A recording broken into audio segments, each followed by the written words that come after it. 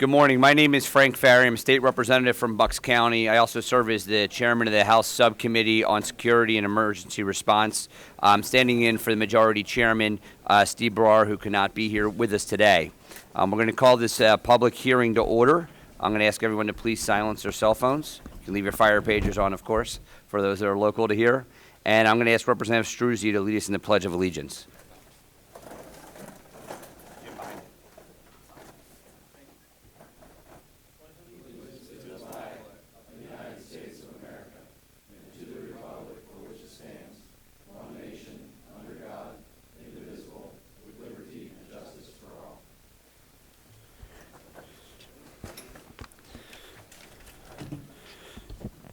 Thank you. First of all, I want to thank Representative Struzzi and his staff for helping organize the event today and hosting us.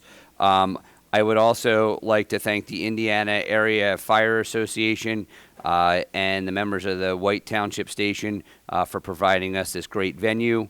We appreciate your efforts, and a special thanks to Bill Simon. Where's Bill at? Simmons, excuse me. Simmons, thank you very much for all your efforts to put this together.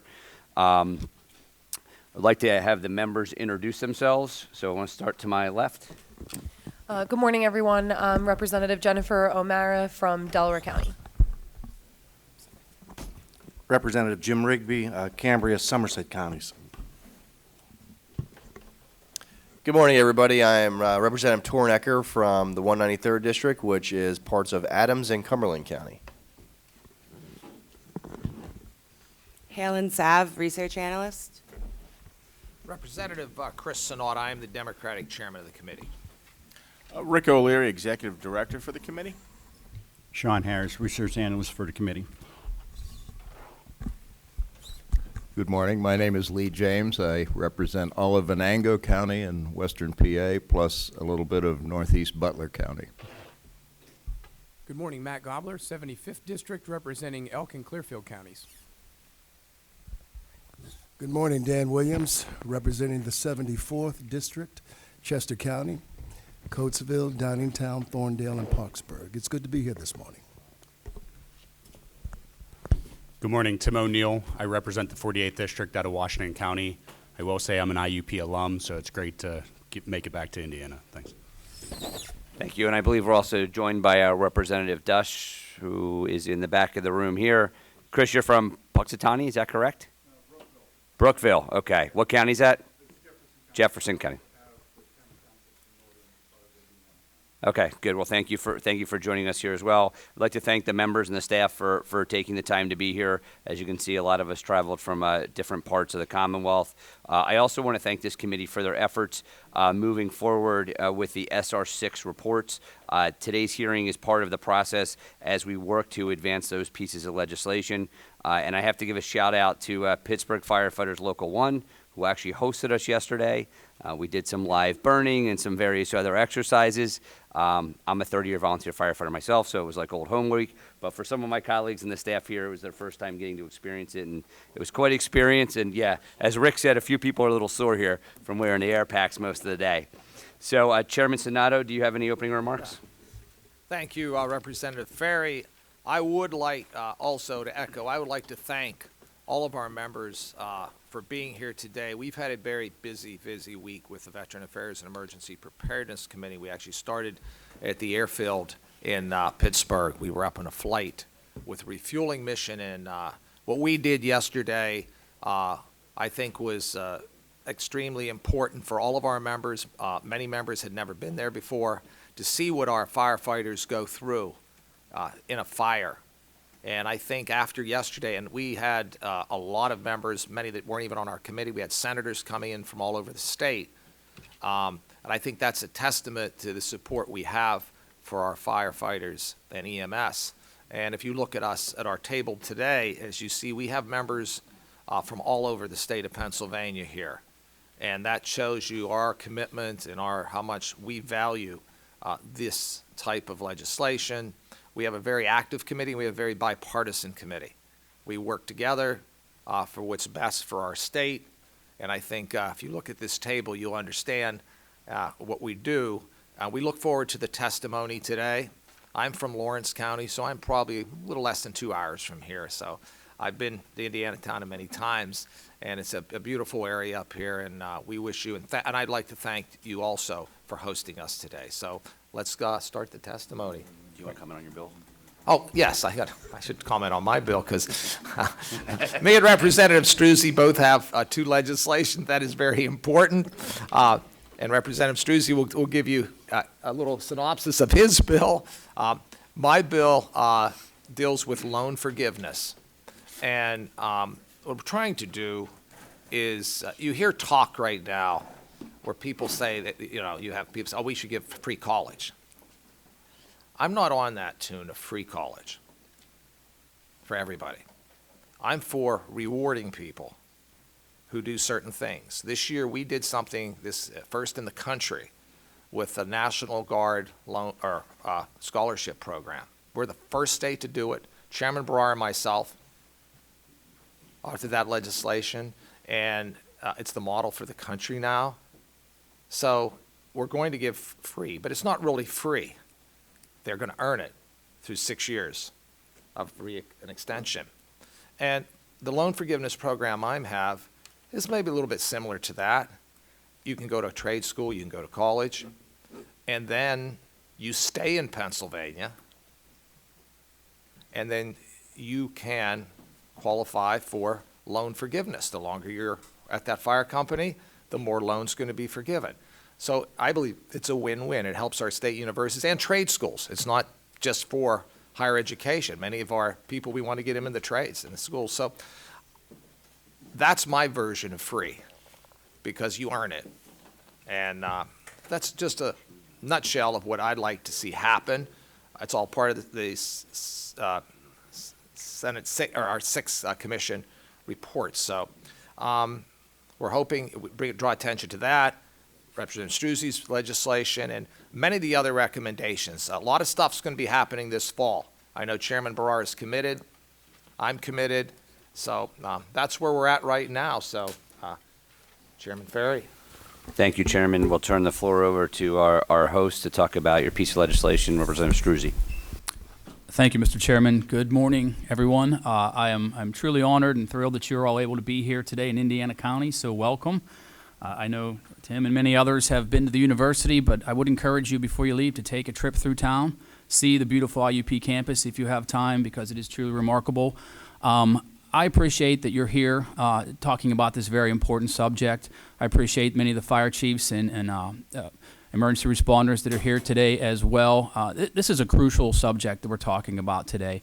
My legislation, House Bill 1773, I have some written comments here that I'll submit to you, but I'm going to cover a few highlights, but I want to emphasize how important this is. And I know that you all are well aware, but since I took office and before I took office, I've met with all the chiefs that are here, attended various functions, and it is critical that we have volunteers that serve our volunteer fire companies and emergency response providers, because if we don't have volunteers, what do we have? We have a crisis, or we're going to have to pay volunteers, and that that would be detrimental to our municipalities and our local boroughs. So anything that we can do to entice volunteers to serve, and those are the people that really sacrifice. Day in, day out, they have to work too. So my thought is anything we can do to reward and incentivize volunteers, we have to do. And that's how we arrive at today's hearing on House Bill 1773. And I do want to thank Representative Ferry for helping me with this. I came to Frank right away as soon as I took office, and I said, what can we do to help volunteer firefighters and emergency responders? And so Frank and I, we had some discussions, and that's how this bill came about. It was in the SR6 report. So basically, House Bill 1773 would create a tuition assistance program for active volunteers. The program, through the program, an active member of a volunteer fire company or EMS agency who attends an approved institution of higher learning would be eligible to receive tuition assistance. The program is modeled after the very successful Pennsylvania National Guard Education Assistance Program, a tried and true program that provides similar benefits to our National Guardsmen. So this is recommendation number 1, as I mentioned, from Senate Report 6. basically to strengthen the recruitment and retention needs of our first responders. So I'll just cover a few of the eligibility requirements because I think it's important to emphasize that these have to be active volunteers. They can't just be a member of the fire company but not show up and participate. So that's important that they are active. So what does active mean? It means that they have to participate, in at least 30% of the organization's activities in a one-year period. Obviously, they must be an active volunteer. They must be a resident of the Commonwealth. And then, of course, they must be enrolled in an approved education program at an institute of higher learning. The applicant must accept the obligation to serve as an active volunteer for at least 1 year prior to enrollment and for at least 5 years after graduation. So that's important. Not only does it help the volunteer fire companies and emergency responders, but it keeps young people in Pennsylvania. And I think that's important as well, as we see a lot of our intellectual assets as we educate young people leaving Pennsylvania. This is, again, another incentive to not only help volunteer fire companies, but keep young people in Pennsylvania and hopefully increase enrollment in some of our state system schools as well. So the applicant then would need to sign and submit an application to their chief or supervisor to attest that they are in fact an active volunteer. If the volunteer is injured while acting as a volunteer and can no longer serve, because of that injury, they would still be eligible for the program to receive tuition assistance for 5 years from the date of the injury. Once eligibility has been determined, the payment shall be determined by the agency and for full-time students may not exceed the tuition rate charged by the university for the number of credit hours per semester or the annual tuition rate charged by an institution within the Pennsylvania State System of Higher Education for one academic year, whichever is lesser. For part-time students, payments may not exceed the tuition rate charged by the university for the number of credit hours per semester or the annual tuition rate charged by an institution within the state system. So again, they have to continue to serve as a volunteer for 5 years, which I think is a key factor. The program will be funded through the Active Volunteer Tuition Assistance Program Fund, which would be established as a non-lapsing restricted receipts account in the state treasury. Money deposited into the fund, including accrued interest, is appropriated to the agency on a continuing basis. No administrative action shall prevent the deposit or transfer of money into the fund, and this money may not be diverted or removed from the program for any other purpose by administrative action. The administrative cost of the program for the fiscal year beginning on July 1st, 2020, and each subsequent fiscal year shall not exceed 3.5% of the total amount of money appropriated to the agency to implement the program. That's some of the highlights. I know that you could all read the legislation for yourselves, but to conclude, I think I'm really honored to be able to introduce this legislation. I know that the men and women who serve our local fire companies here in Indiana County and in the 62nd District truly care deeply about the communities that they serve. Our fire companies are the town hall. There where people gather, there where people give. And if we don't have volunteers helping to keep our community safe, we're all in trouble. So I hope that you will support this legislation. I hope that we can move it forward here in the coming session. And my hat goes off to everyone who volunteers and serves our local community. So I'll be happy to answer any questions, but thank you again for being here today. It's truly an honor to host you here in Indiana County. So thank you. Does anybody have any questions for the prime sponsor of the legislation? Representative Rigby? Thank you. Representative Struzzi, I think this is a great program you're looking to initiate. I know through SR6 and with meeting with the other firefighters in other hearings, we've discussed volunteer / professional, and we're addressing them all now as professionals. Mm-hmm. With this bill, we go back to addressing them as a volunteer. And my only question is, as a volunteer, and I get into this and I have to stay committed 5 years, a lot of our volunteers end up being paid. We're professional firefighters. Mm-hmm. So if they accept that position, do they then lose that tuition assistance? I just think, we're crying for help, right, both on the volunteer and even on the paid. It's just harder and harder to get people into it. And I'm wondering if this could roll into, if they're staying in that line of business, mm-hmm, as a first responder at the professional level, if this tuition can continue. Representative Rigby, I think that's a great question. My definition would be, a professional is a paid firefighter, right? I think that's something that we would have to consider if that does in fact occur, and I know that it does occur often. Many young firefighters, do their teething in the volunteer basis and then move on to be a paid firefighter. But I guess I would perhaps, Rick, if you want to comment. Yeah. I mean, that's something we can move forward with. So I know for the volunteers in the room, we're all professionals. So we like career versus volunteer, like that terminology.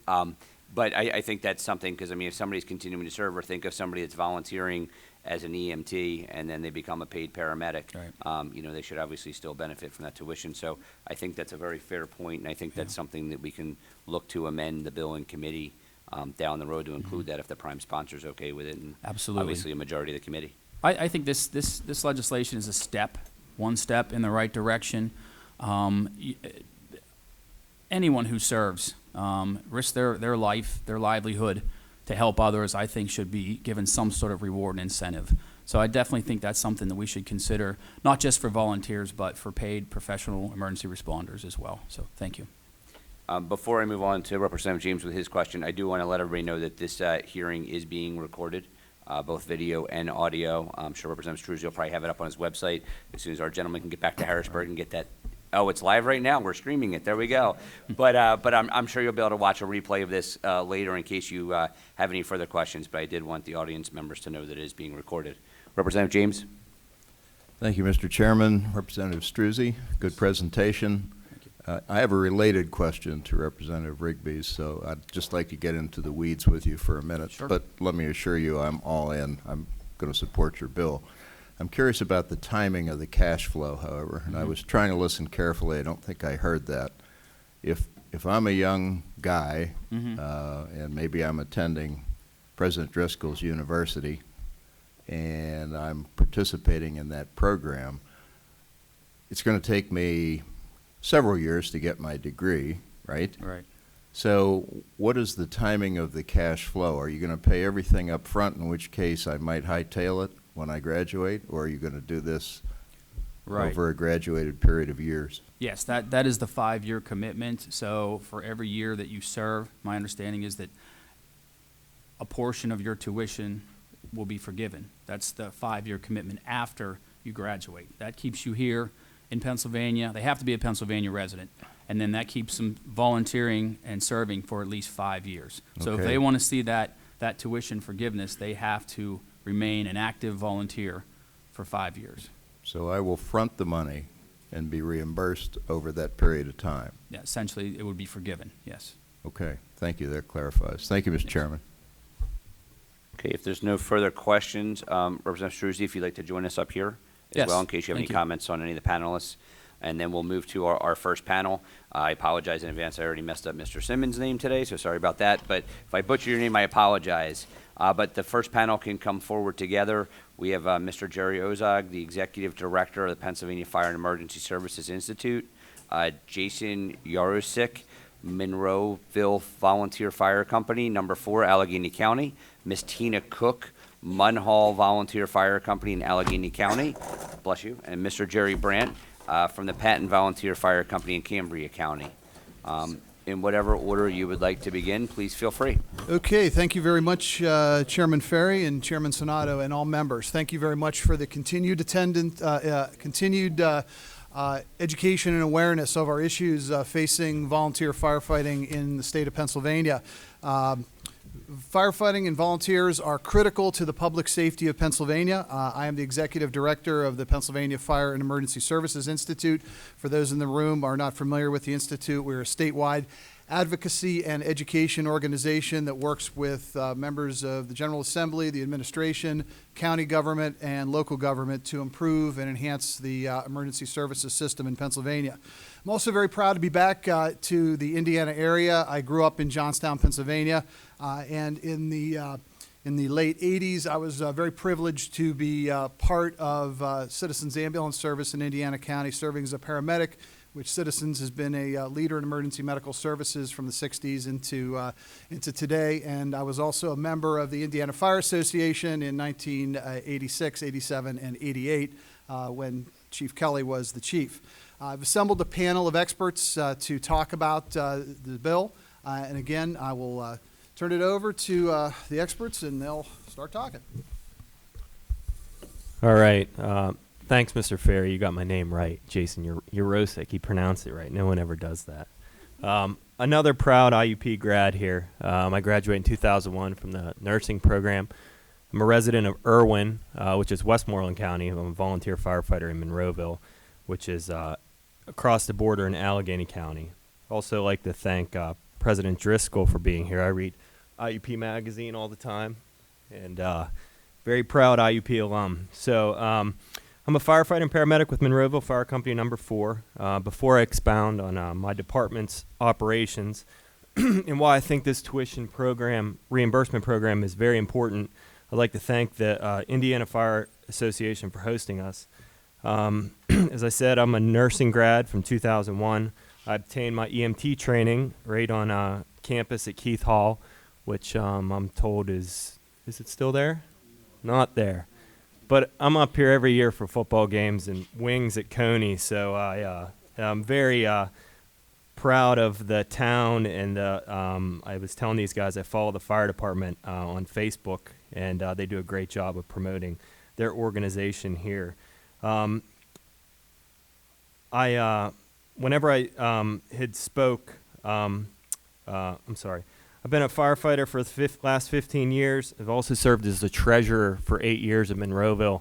I've overseen $3 million building projects, multiple vehicle purchases, EMS billing operations, and unfortunately I'm very in tune with the financial struggles that all the fire and EMS agencies across the Commonwealth have experienced. If any of you glance at the 2018 SR6 report, you're aware of these struggles. The 2004 report was very similar, and unfortunately I don't think there were tons of changes that came out of that, but by evidence of this panel being here today, I think that we're on the right path with that. One thing from that SR6 report, it talked about hats and T-shirts and license plates and those kind of things to attract volunteers, and I think everybody here would agree that we're way past that. That's not really going to attract the younger population that we're looking for. After I graduated from IUP, I went to the University of North Carolina, where I was an ICU nurse, then relocated back to Pittsburgh. I was a flight nurse with Stat Medevac for 9 years, volunteered at the firehouse in Monroeville, and then I went to nurse anesthetist school full-time. I've been a nurse anesthetist for the last 14 years.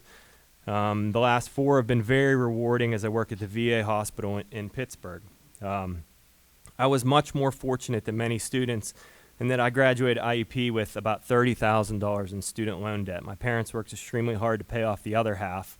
When I finished CRNA school, I had $100,000 in student loan debt. I'm very fortunate, again, that I have a job that allows me to pay on that. It's no secret, though, that students today are saddled with student loan debt that forces them to work several jobs, leaving little or no time to volunteer, much less obtain the countless hours of training that's required for both fire and EMS. Once again, that SR6 report cites many additional reasons for the lack of volunteering. I'll be happy to interject on any of those reasons if you should so desire. Now that you've seen my background, I think it's important to stress I'm one of 60 members of Monroeville Volunteer Fire Company number 4. We're one of 5 fire companies in the municipality, located 12 miles east of Pittsburgh. We're very unique in that we provide fire, rescue, and EMS all together. So everybody is cross-trained as firefighters, paramedics, EMTs, and that's kind of the culture. We respond to any incident. I can't speak for the eastern side of the state, but it's a unique model for western Pennsylvania. Our yearly call volume is over 5,000, 4,000 of those being EMS calls and 1,000 being fire responses. We cover 19.5 square miles, population of 70,000 during the day and 33,000 at night. An additional side note is we have 7 nursing facilities in our first due area, so that equates to about 50 cardiac arrests a year that our department goes on. That's a extremely high number, but it provides great training here, which I'll get into. You'll remember in that SR6 report that there was 1,645 EMS agencies in 2013. That number dropped significantly in 2017, and our department can certainly attest to an increased call volume as we took over a neighboring town of Pitcairn, which borders us. Several other EMS agencies in our area have gone under during that time frame. Our 60 members come from many different occupations and backgrounds. We have an age range of 16 to 72 years old. That's no different than anyone else behind me in any of their departments. All of these departments, I'm sure, are very diverse. We have pipeline workers, a dentist, life flight nurses, dispatchers, several police officers and engineers, medical student, and as well as career EMTs and paramedics. And you guys had mentioned about what happens if somebody becomes a career firefighter during that time frame. I can speak on several of my friends have gone to D.C. and are career firefighters in D.C. They live in the suburbs in Maryland and volunteer at their fire departments there. And one of the reasons they do that is there's a small pension program in place in Maryland. So that might be something down the road. I know some municipalities have looked at, but I don't think, like the goal is for people to have career jobs. And if it happens to be in fire and EMS, you know, I don't think that should preclude them from this program. It doesn't sound like anyone else was leaning that way either.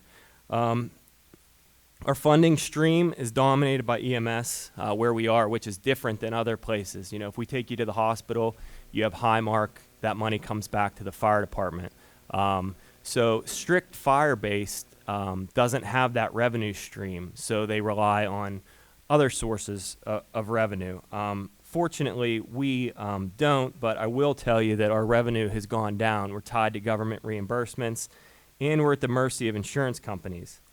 One thing that I think that highlights this is we have several frequent flyers in our area that will call 911, get an ambulance, will transport them to the hospital, and Highmark, I'm using that as an example, or whatever insurance sends the check to them, okay? So they, in turn, cash the check, use it for whatever they want. It never goes to the fire department. This has been going on for years, and there's been legislation. We always hear that this has been brought up, and it hasn't been changed to my knowledge. That's a simple thing that goes on in the city of Pittsburgh. It's well known that, you know, everyone calls an ambulance, takes that money, and it doesn't go to the EMS agencies. So we all have a reason why insurance companies are tied in closely, and but that seems like a very simple thing that would help. 10% of our company income comes from a social hall, bingo, wedding operations, just like you probably see here. We pay people to manage this, as we can't ask volunteers with 5,000 calls to come work and do that. We operate 3 ALS ambulances, a rescue truck, ladder truck, 2 pumpers. We have 7 full-time employees as well that is not municipal based. It's paid for by the fire company. They cover the ambulances. Typically, 1 ambulance is staffed by a volunteer crew still, and then 2 are staffed by our paid staff during the day. The main reason I'm here, and we're all here, is this tuition reimbursement incentive program. I feel very strongly about this piece of legislation. My department has operated a live-in program for over 35 years, and it serves as the backbone of our institution. Each year we attract 6 to 8 college students who come live in our station dormitories, similar to what Indiana has here. They obtain training and voluntarily answer a large volume of calls. We pay for all their training. The stipulations to live in the firehouse: you must either be obtaining a higher level of education, trade, college, EMT, paramedic, or you must be employed full-time. We have no interest in people loafing, hanging around that, you know, are using it as a place to just stay. So everybody has training. As of last year, I, along with our executive board, started a tuition reimbursement program in-house, out of necessity, really. This was done to sustain our EMS operations. Once again, you can reference the SR6 report where total EMS providers have dropped from 30,000 to 17,000, and we in Monroeville have felt this as well. Mr. Ferry had mentioned how it's earned, and that's how our program is set up. You earn, we'll pay your paramedic or your EMT, and after you not just go to class, after you pass and earn your certificate, we give them half of the money, and then we pay the other half over the next year should they stay. Many of our members who are students have attended or are attending institutes of higher education in Pennsylvania.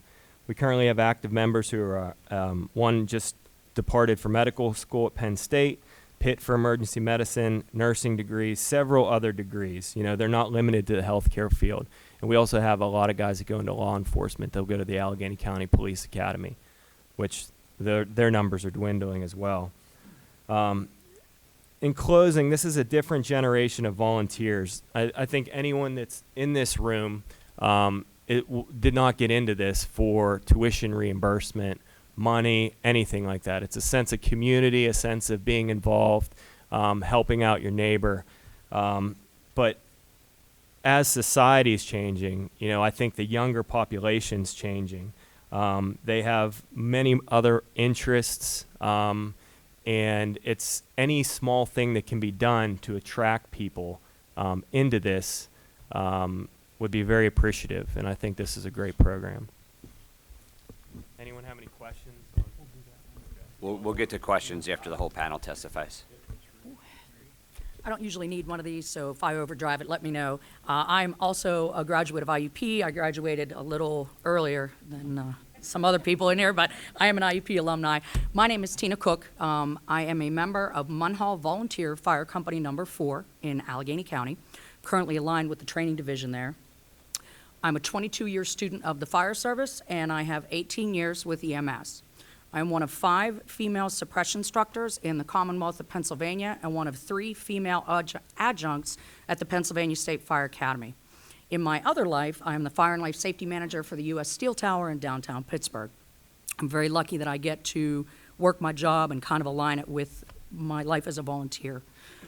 Munhall is 2.5 square miles, and we have 4 volunteer fire companies in our community. Company number 4 serves approximately 11,000 residents.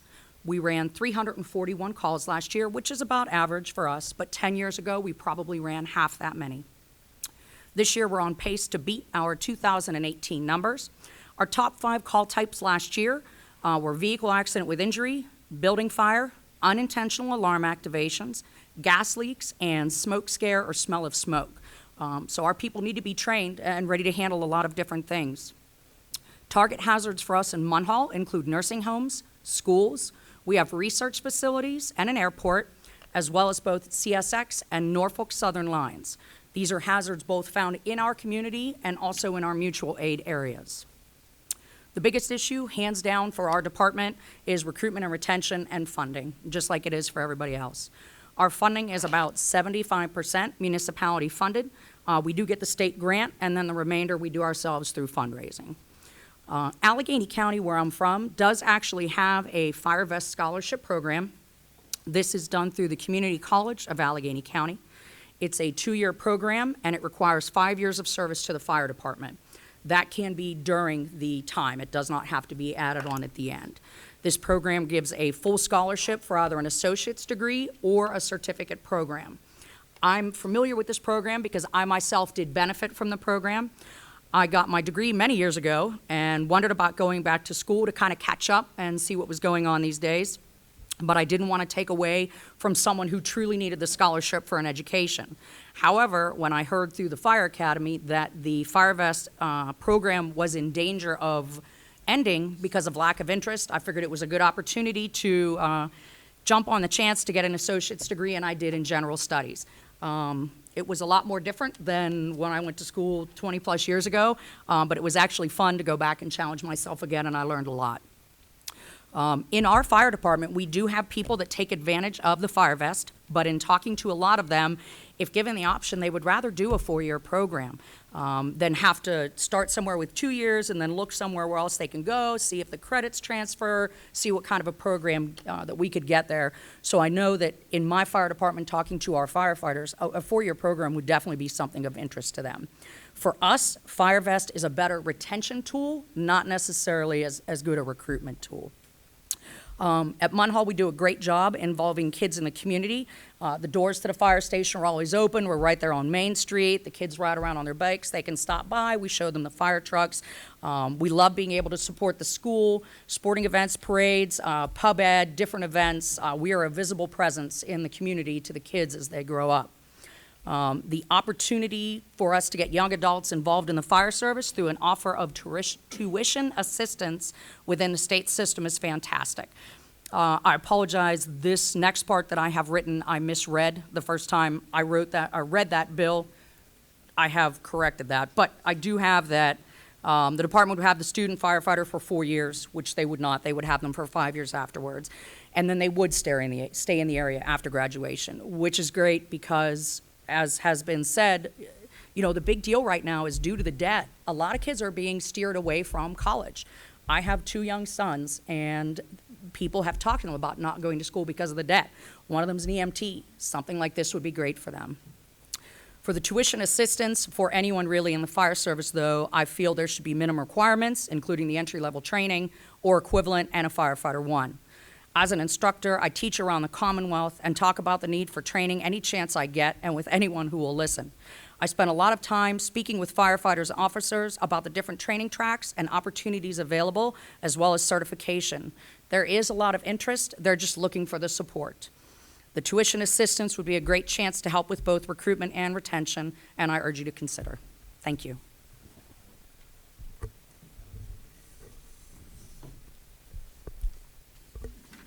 Thank you. I feel this IUP peer pressure. So to start off, President Driscoll, my degree is actually from St. Francis University, but my continuing education was done here at IUP. I was here in 1978 as part of the first municipal police officers training class that you held, and actually served as its vice president. So, yes. To those of you who we met a few weeks ago at the State Fire Academy in Lewistown, good to see you again. Thanks for venturing out here into rural Pennsylvania. My home's about 30 miles northeast of here. So welcome to those of you who this is our first meeting. Good morning. My name is Jerry Brandt, and I am a member of the Board of Directors of the Pennsylvania Fire and Emergency Services Institute. I am also the second assistant chief of the Patton Fire Company, number 1 of Patton Borough in Cambria County. 3 months ago, I celebrated 50 years in the volunteer fire service. I am a life member of the Hope Fire Company of Northern Cambria, where I held the office of chief for 15 years. Last month, I was awarded the Leroy C. Fuat Senior Memorial Award for outstanding service to the Central District Firemen's Association. I am also the founder of D. Copeland Associates, which is a firm focused on planning, consulting, and grant writing for emergency services agencies and municipal governments. My business takes me across the country interacting with emergency services providers. Patton Fire Company provides a full complement of fire and rescue services to 2 boroughs and 4 townships in rural north central Cambria County. It is home to 7,500 year-round residents. We cover 98.9 square miles from one station, utilizing 42 active firefighters to answer approximately 200 alarms per year. We operate an engine rescue, a tanker, a tower, and a quick attack. We are one of 2 departments that provides coverage to Prince Gallitzin State Park, which now attracts over 1.8 million visitors annually. When I joined the fire service in 1969, the last thing on any department's agenda was recruiting and retention. In fact, a few years after I joined, my department closed its charter because we had so many members. Times were different then. The local economy was booming. You could graduate one day and have a job in the mines, the steel mills, or on the railroad the next day. There were no malls, no iPhones, no iPads, and a tablet consisted of sheets of paper that you wrote on. Today, the most important item on every volunteer fire department's list is recruiting and retention. Providing incentives to attract new firefighters and to keeping existing members has gained prominence. From 2013 to 2017, my department was part of a regional SAFER grant that I wrote. For those who aren't familiar with that, SAFER is a federal program that provides funding for recruiting and retention and also for hiring firefighters for career departments. Among the incentives included in that grant was an educational benefit of $10,000. To qualify for the benefit, the person had to be a member of one of the 32 departments that were involved in the grant. They had to have attended a FIA-eligible institution, passed the course, paid for the course, and be Firefighter 1 certified. My department recruited 7 young people during this period who applied for and received the $10,000 educational benefit. I am happy to report that as of today, all 7 are still members of a volunteer fire department. 6 have stayed with our department, and 1 left the area but continues to serve as a volunteer with the department in her new community. 1 person also serves as an EMT, and 1 is a career firefighter. Annually, my department attends our school district's career fair. The ability to provide potential applicants with an educational benefit has proven to be a powerful tool in attracting new firefighters. I would urge you to support and pass legislation authorizing this benefit for first responders. I would also urge you to include Firefighter 1 certification as the benchmark for qualifying for this program. Years ago, a highly successful businessman once told me, "No cost, no value." Our program has proved that someone who invests their time to get Firefighter 1 certified is not as likely to leave the fire service once the incentive is over. Thank you for this opportunity. Thank you, ladies and gentlemen. Before I open it up for comments, I do want to follow up on something that Jason said, a couple different things. Speaking on behalf of Chairman Barrar, direct pay for EMS is one of his top issues. We've tried to fix it legislatively. The insurance industry has a pretty strong lobby and actually watered down that, but we're definitely aware of that issue. And then you mentioned about a mini pension for the first responders. I have a piece of legislation that will be moving hopefully in the coming weeks that allows relief funds to be used to establish LOSAP programs, length of service award programs. My fire department's sitting on a lot of relief money while I'm watching our numbers dwindle, and I could certainly use that as a tool to retain some of our current members. So hopefully that's moving forward as well. So we're trying to tackle some of the many issues that you pointed to and the panel pointed to. Do any of our colleagues have any questions for this panel? Yes, Jen? Thank you, Chairman. So I more of a comment than a question. First, I want to commend our colleagues who have put these bills together and all of you for joining us today.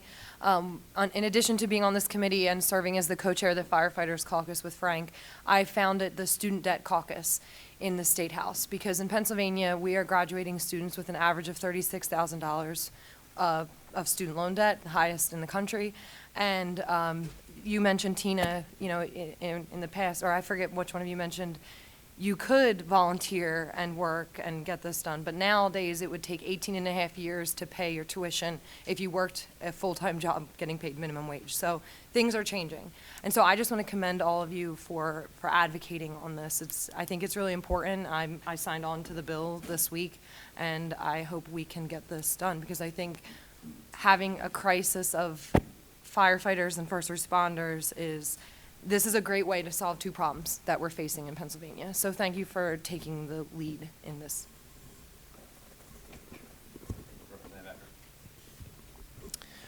Thank you. And again, thanks, ladies and gentlemen, for being here. Thanks for, taking your time. I'm from the other side of the state myself as well, so I appreciate the opportunity to be here. That being said, 2 things. Yesterday, we heard a lot about training standards and how we don't have good training. We really don't have any required training standards here in Pennsylvania for the fire service or specifically the fire service. So do you think this piece of legislation would help that or do they kind of work, against each other to some degree in the sense that, we want to have set standards for, what it takes to go into a burning building or whatnot. However, putting the egg, which comes first here, the chicken or the egg, kind of dilemma. What are your thoughts on that? I got the microphone, so we'll start. I know that there's a lot of, I shouldn't say there's a lot, but I know in going across Pennsylvania, from time to time, I run into resistance about this idea of training and certification, and we've got to do so much training. Well, first of all, as you're all aware, there really isn't any standard in the state that says that you've got to be trained to this level. And, we are basically doing it because we know that we need to be. If we're going to continue to answer the type of alarms that we do today. And it's, I come from a very rural area as opposed to the people in the urban and suburban area, but I can tell you that we face the same challenges. We may not have the same resources that they have, but we face the same challenges. And as I shared with some of you when we were down at Lewistown, in March of 2013, my department went on a suicide car bombing in rural Clearfield Township, Cambria County. It wasn't in Harrisburg, it wasn't in Pittsburgh, it wasn't in Philadelphia. Someone decided to load their pickup truck up with 1,600 pounds of ammonium nitrate, drive it into another person's house and detonate it. You better be trained. I can't give a better story than that. And I really think that it would make something like this tuition assistance bill so much easier if you just said, you've got to be Firefighter 1 certified. Because then they wouldn't have to get a note from their mother and show that they did this and show that they did that. It would simply be, here's my certificate. I've got a number. You can check that with the state fire commissioner because he's got a record of it. It would, to me, simplify things. Just a quick follow-up there, speaking of Firefighter 1. So I think, one of the dilemmas with Firefighter 1 and is that you have to be 18, I think, to take that certification. Do you see any benefit of lowering that age so that, that way, let's face it, kids are making decisions in high school before they turn 18. We don't want to lose that opportunity to let them take that course or at least take some of that training, especially with this tuition. If you're saying that's the standard that we should set, which I don't know that I disagree with that. Do you think there's benefit in reducing that age in Pennsylvania? Because I believe other states have reduced that age. As the old gray-haired guy sitting at this table, when I joined when I was 16, and we got a coat, boots, and a helmet, and the next day we could go inside of a burning building. And when I was in that 16, 17 age group, I was in some fires that have stuck in my mind because of situations that occurred there. Yes, I could see lowering it because that would be the main issue. That fourth module that they have to take involves a structure burn class. So if there's some way to address that and still be within the child labor laws, I don't see anything wrong with it. I actually do. Okay, I will keep it quick. As far as reducing the age, as an instructor, I do teach a lot of the basic classes, and 18 is the age for a structure burn. I know they can do a little different with the VOTEC. I'm not sure where the disconnect is there, but I can tell you as an instructor, dealing with 14, 15, and 16-year-olds in the classroom, my opinion, it's not a very popular one, these young men and women are still learning to be adults. At 14 years of age, I don't like the idea of a 14-year-old child being in a class like that with people that are in their 20s and 30s. These kids are still learning to be kids. They're allowed to be kids. The 16 years old, if we could get that squared away so we could do it as instructors and it didn't happen as at a VOTEC, it would be very easy to adapt, but it's not, our call to make. With the fire, I can't agree with Jerry more about the training. The Commonwealth cannot dictate the training that the fire departments have to do. So I feel that a bill like this that would require them to get the basic training might lead us down that path. Thank you.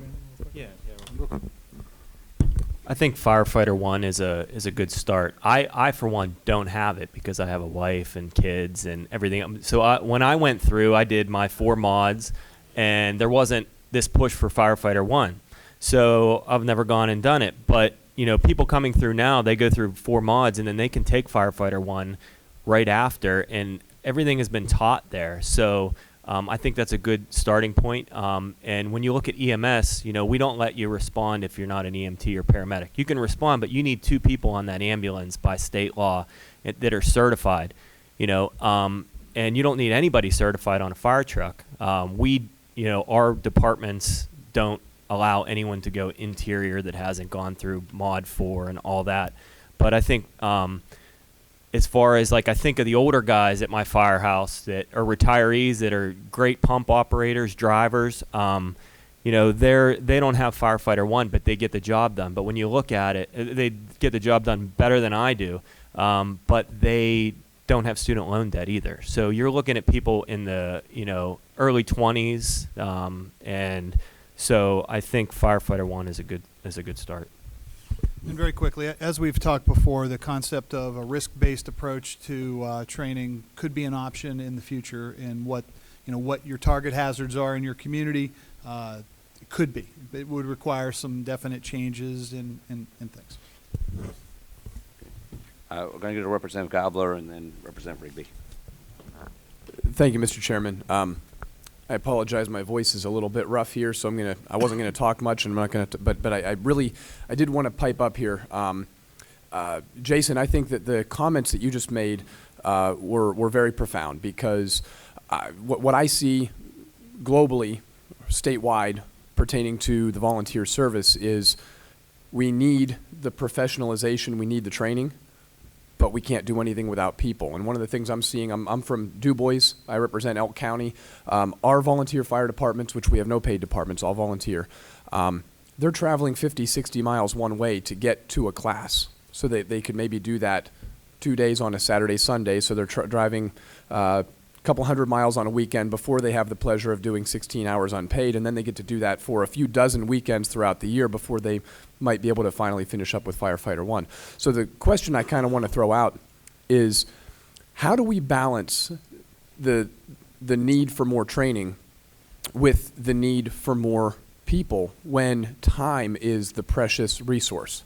Now, I think when you make it worth somebody's while, as this legislation does, you're getting student loan forgiveness, firefighter one makes a lot of sense. All of our departments would be better off having more firefighter one trained personnel.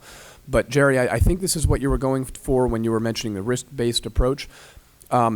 Is there a way that we could balance this to say that there are more than just interior firefighters in a fire department? And firefighter one is a great baseline to get people ready to be an interior firefighter. But if what you're dealing with are motor vehicle accidents, you need people that are going to be doing, working on the fire grounds outside the building. Are there other things that we can look at? The thing that I find so frustrating is we have firefighter one, and then anybody else is just not firefighter one.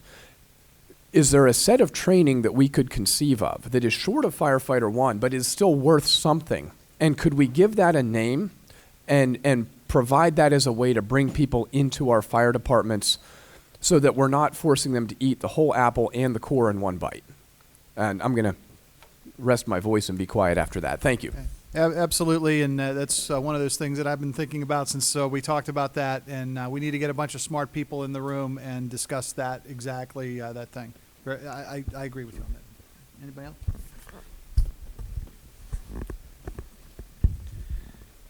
Yeah, really, 2 comments. I mean, number one, I applaud everything that you're trying to do, but please don't try and get a one-size-fits-all solution to everything in Pennsylvania. Because, in Pennsylvania, we're actually 4 states. You've got the Philadelphia, Pittsburgh, Erie, Scrantons. You've got the State College, the Washington, PA, suburban areas. Then you've got the small boroughs and townships. And then you've got places out in your area, Representative, where the next due fire company is 25 miles away. And to a lot of the issues that we talk about, you just can't have one solution that fits everybody. As far as what you were mentioning, as far as other categories, I'm 100% in favor of that. Another thing that departments desperately need is administrative help. This isn't just about putting the wet stuff on the red stuff anymore. These are departments that are going out and borrowing $500,000 or $600,000 for a vehicle. And if they have no idea on how they go about finding out what's the best deal, where to go so they don't get themselves in debt, we have departments every week that you see that are closing up because they're running out of, financial resources. I would like to see, besides Firefighter 1, maybe something that's called Administrative Leadership 1. And, maybe we've got people that just want to come out and help direct traffic or something. Maybe we make a category called Associate Firefighter or something like that. But, yeah, definitely, I think we need something else. If I can just follow up before we go to Representative Rigby, I agree 100% with what you're saying. I did recruiting in a 55 and older community in my district. I was targeting 2 retired Philly firefighters. I didn't get those guys, but I actually got an accountant, a retired accountant from ExxonMobil, who became our treasurer for about 10 years, because we all know if you've run a firehouse, if you don't have somebody from the outside coming in that solely wants to help you do your books, one of your folks has to do the books, and they're already stressed and strained from call volume training and everything else. So I think that's dead on, and I think what Representative Gabler brought up is something that warrants further discussion. Representative Rigby? Thank you, Chairman. Question with the volunteers, and I myself started as a junior firefighter, and I spent a year before I could do anything other than some in-house training, which is why I think it would be crucial if we could allow, even if we started 16, allow these gentlemen, these ladies to get their Firefighter 1, and I want your take on it, maybe as a ride-along. Not allow them into the fire grounds, into the fire, the active fire, but having their Firefighter 1, they can go on the equipment, at least be on the grounds. They're there to help with cleanup or whatever other assistance is needed. But when they do turn 18, we're not waiting for that annual or semi-annual class to get them in, to get them that certification. I think it's going to better prepare them. It would have certainly helped me. We had a very active department, ended up with 2 of our chiefs were state instructors, so we did a lot in-house, but there's a lot of departments that don't. And for those departments, I think if we can open that door for those junior firefighters at 16 to at least get them that certification and get them a little exposure that when they do turn 18, they're ready to go. We don't have that training period. And I think if we spike that interest as it spiked mine, you'll see that commitment in these folks that will come on board and stay. So just wonder what your thoughts are. Thank you. Real short comment. I 100% agree with you, Representative Rigby. I started out as a junior. My department that I currently run with has a cadet program that starts at 14. That's the time to get these young people. And, with home situations being what they are today, I think it helps them to develop into better young ladies and young men. I've had the opportunity to belong to a couple of different fire departments both that have junior programs and fire departments that won't accept anyone under the age of 18. I know there are some great fire departments on the eastern side of the state, some great training with juniors. You need to have a good program in place. You need to be able to give these kids something to do, and it's not go wash the trucks or rearrange that shelves, but you still need to fall within the labor and industry for the youngsters. So I agree with you 100%. Get them in there, get them doing that stuff, but recognizing that we still have to do that within some parameters. I couldn't agree more. You're good. Okay, any other questions? All right, thank you very much. We appreciate your testimony and input. Dr. Driscoll, if it's okay with you, we have somebody that popped in, so we're going to go a little out of order here. We have a representative from the Pennsylvania State Fire Commissioner's Office, Mark Wineland. I understand the State Fire Commissioner had some other commitments, but you're not on our agenda, but we certainly want to hear the feedback. And considering we just talked a lot about training, by the way, I'm sure you have a few comments on that. So, sir, the floor is yours. First off, I'd like to apologize for the commissioner. He had 5 commitments and 3 people to send to do it, so I got tasked with coming here to speak with you today. He sent me a couple points to make with the committee. First off, he is in support of what you're trying to do with this legislation. He thinks it is a very good idea. His concept is to make training and certification more accessible, not easier, just easier to get, which goes along with what you're saying about having to travel long distances to get the training and stuff, you know, that we're not requiring, but we're encouraging people to get. Obviously, the SR6 recommendations come back with a lot of these things in it as far as what we're trying to do. The fireworks tax that came in is going to allow us to provide some online training, which is hopefully going to allow us to put a position on at the academy to provide some online training as a step towards providing that easy access of the training. So maybe the people aren't going for all those hours. Some of the initial training they can get, they can do at home, and then just have to go out and do the hands-on training under formal conditions. Another thing he looked at and you heard it discussed was the fireman's relief. Maybe looking at realigning what the fireman's relief is capable of doing, what they're allowed to pay out of it, to provide some more training opportunities, maybe to extend some more expenses to people to be able to get that formalized training. Last year's budget also allowed us to put on, in the future, a recruitment and retention person out of the Office of the State Fire Commissioner. We don't know what that's going to look like yet as far as what the position's going to entail, as far as going out into the Commonwealth and getting these people. But the commissioner's looking at it from two different points. Recruitment and retention is always said together, but that's not necessarily a good thing. We can recruit people, we can bring them in, we can train them, and after we train them and they do their 4 years of get their college degree, they leave. And they leave the state to go get a job someplace else. We did the work, we trained them, we got them prepared, we set them up, and then they leave someplace else and they reap the benefits of what we were able to put in place. So recruitment's one aspect, retention is another. So how to keep those people here. So some of the ideas of reimbursements, of small pensions towards these people is another thing that he's very much in support of and would like to hear more about for, you know, out of the office. He's right in line with everybody here. He agrees with the training, the certifications.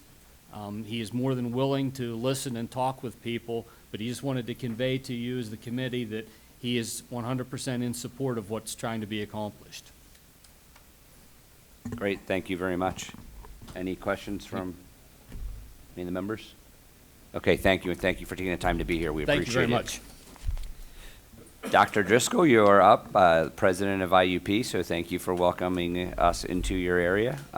Ironically, I don't know if you're aware of this, but we have a Mike Driscoll who's a state representative out of Philadelphia. I have met Representative Driscoll because our staffs colluded, surprised both of us with some discussion about our heritage, I think. So yes, it was good. I believe he has a doctorate, but I don't believe it's the kind of doctorate you have. No, I believe that's correct. That's correct. So, but we'll turn the floor over to you. Thank you for being here, sir. Thank you. Well, thank you, Chair Ferry and Chair Sonato, honorable members of the committee, and Representative Struzzi, Representative Dush. It's a pleasure to be able to talk to you today on behalf of the state system of higher education, Chancellor Greenstein, my colleague presidents, and on behalf of IUP. It's great to be able to do that in our community, so thank you. I'm here today for two reasons. The first is, as president of Indiana University of Pennsylvania, I care deeply for the students who attend my university. And certainly as an educator, I am always interested in advocating for any measure that will make obtaining a university education financially easier for Pennsylvanians. But I am also a resident of a rural county, this county, which relies on volunteers to staff our fire departments. Rural Pennsylvania has a problem, and I know that comes as no surprise to you. So if you'll indulge me as a professor, let's look at some statistics here. At the national level, of the nation's 29,819 fire departments, 65% are all volunteer, and another 18% are mostly volunteer. And nationally, the number of men and women who volunteer to risk their lives as first responders has dropped by 200,000 from 884,600 in 1983 to 682,600 in 2017. Of those, in that same time period, the number of volunteers who were under the age of 30 dropped by 42,104. And here are statistics that hit closer to home. In 2018, Government Technology magazine reported that 90% of Pennsylvania's fire departments are volunteer. And in 40 years, the number of volunteers has dropped from around 300,000 to just 38,000. I want to emphasize that I deeply appreciate those who face danger and volunteer. They train and plan often. They are on top of all of the risks that you might typically find in rural areas, risks that have increased in recent years. They do so on their own time because they value their communities, the camaraderie they experience, and the feeling that the work they do is appreciated. The opioid epidemic is rampant in rural areas, as much a problem in our county communities as it is in the big cities, and it has brought with it new risks to our first responders. Meanwhile, councils of governments, chambers of commerce, and other organizations are doing their best to attract new industry to Pennsylvania.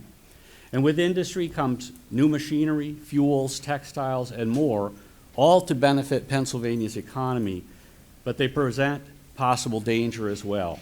We all know that even with the best laid safety and hazmat plans, accidents happen. Rural communities and their businesses depend on volunteers to respond, to keep our residents safe, to protect property, and to protect the environment. In fact, the Commonwealth of Pennsylvania counts on volunteer first responders to protect its own property. IUP's physical plant is owned by the Commonwealth. When we built our last academic building, we consulted with the Indiana Fire Association to make sure the building didn't exceed the height of the company's aerial bucket truck. We store chemicals for our scientists to use in labs, and we house thousands of students on campus overnight. On a working day, we could have as many as 13,000 or so people going about their business. And in the event of an emergency, we count on those volunteers to come with one simple phone call to 911 day or night to do what's necessary. PennDOT's District 10 complex is just down the street. The State Police Barracks is about a mile away. And on the other side of town, SCI Pine Grove houses about 1,000 inmates and has 19 operational structures. I've seen Indiana County's volunteer fire companies work very well together through mutual aid agreements. Indiana County covers 834 square miles. We have 27 volunteer departments, 1 hazmat team, and 1 search and rescue unit. Some of those departments are quite small, but they have, all of them, an incredible amount of responsibility. So while volunteer fire companies train, plan for disasters, and respond when called upon, they also must recruit new members and raise their own funds to purchase new equipment. Yes, they do receive annual grants from the Commonwealth, but those grants don't begin to cover all expenses. Fish dinners and spaghetti dinners and cash bashes and Saturday breakfasts abound in rural counties, all to benefit the purchase of new equipment. A department in the southern part of Indiana County recently held a drag queen bingo event with volunteers dressed for the part.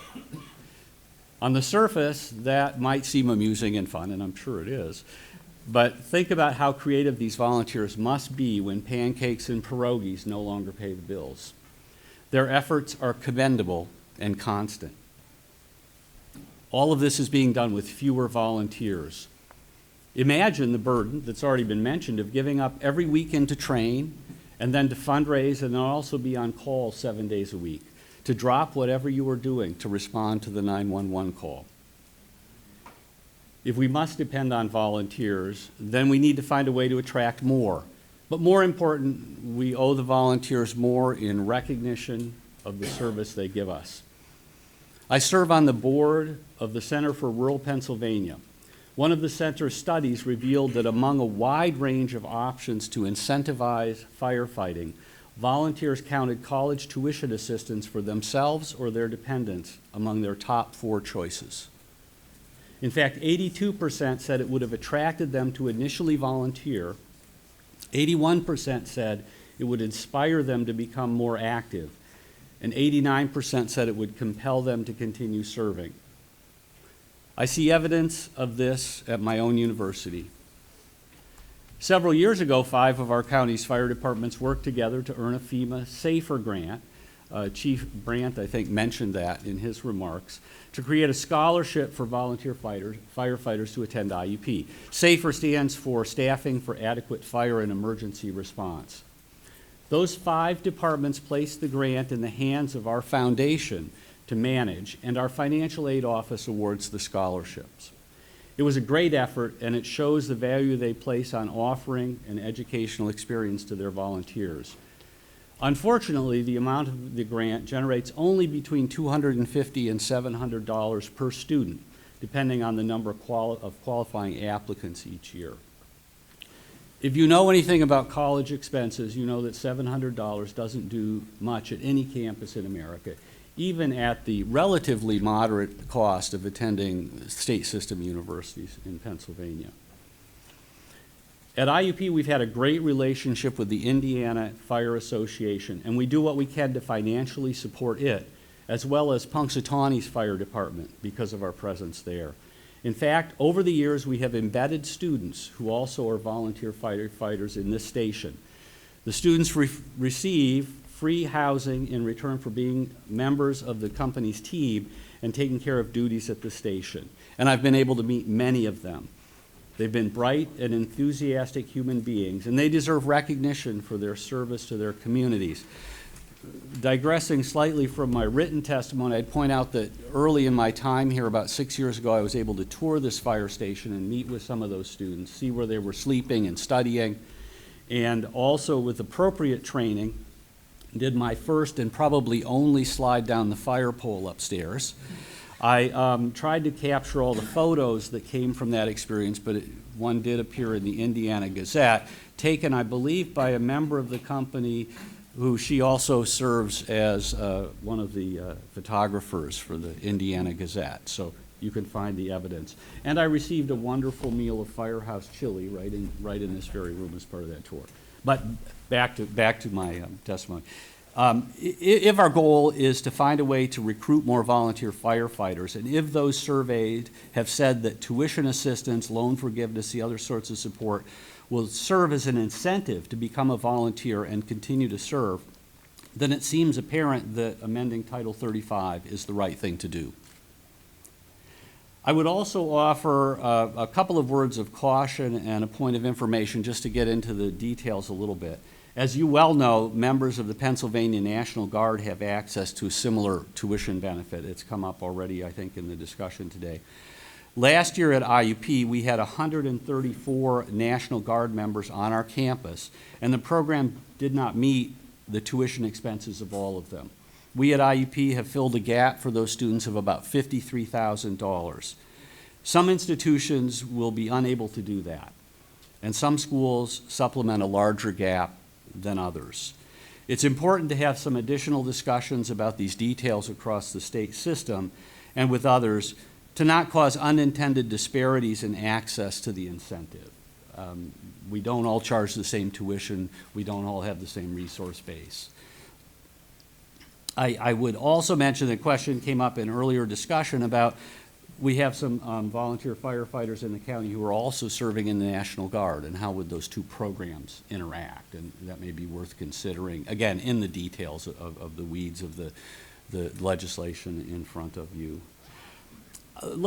Just to be very clear, it's a very important investment, and we at the state system, and I personally in my role, applaud you for considering this. Let's make sure, as I know you're trying to do, that it's a real investment and not just shifting funds from other opportunities for either rewarding our first responders or for helping students attend college in the Commonwealth. With all that said, I come back to the key point that I support Representative Sonato's House Bill 1786 and Representative Struzzi's House Bill 1773 that would amend Title 35. And I urge you to do the same. Thank you again for the opportunity to be with you today. Thank you, Doctor. Do we have any questions? Chairman Sonato? Thank you. Dr. Driscoll, thank you for your testimony.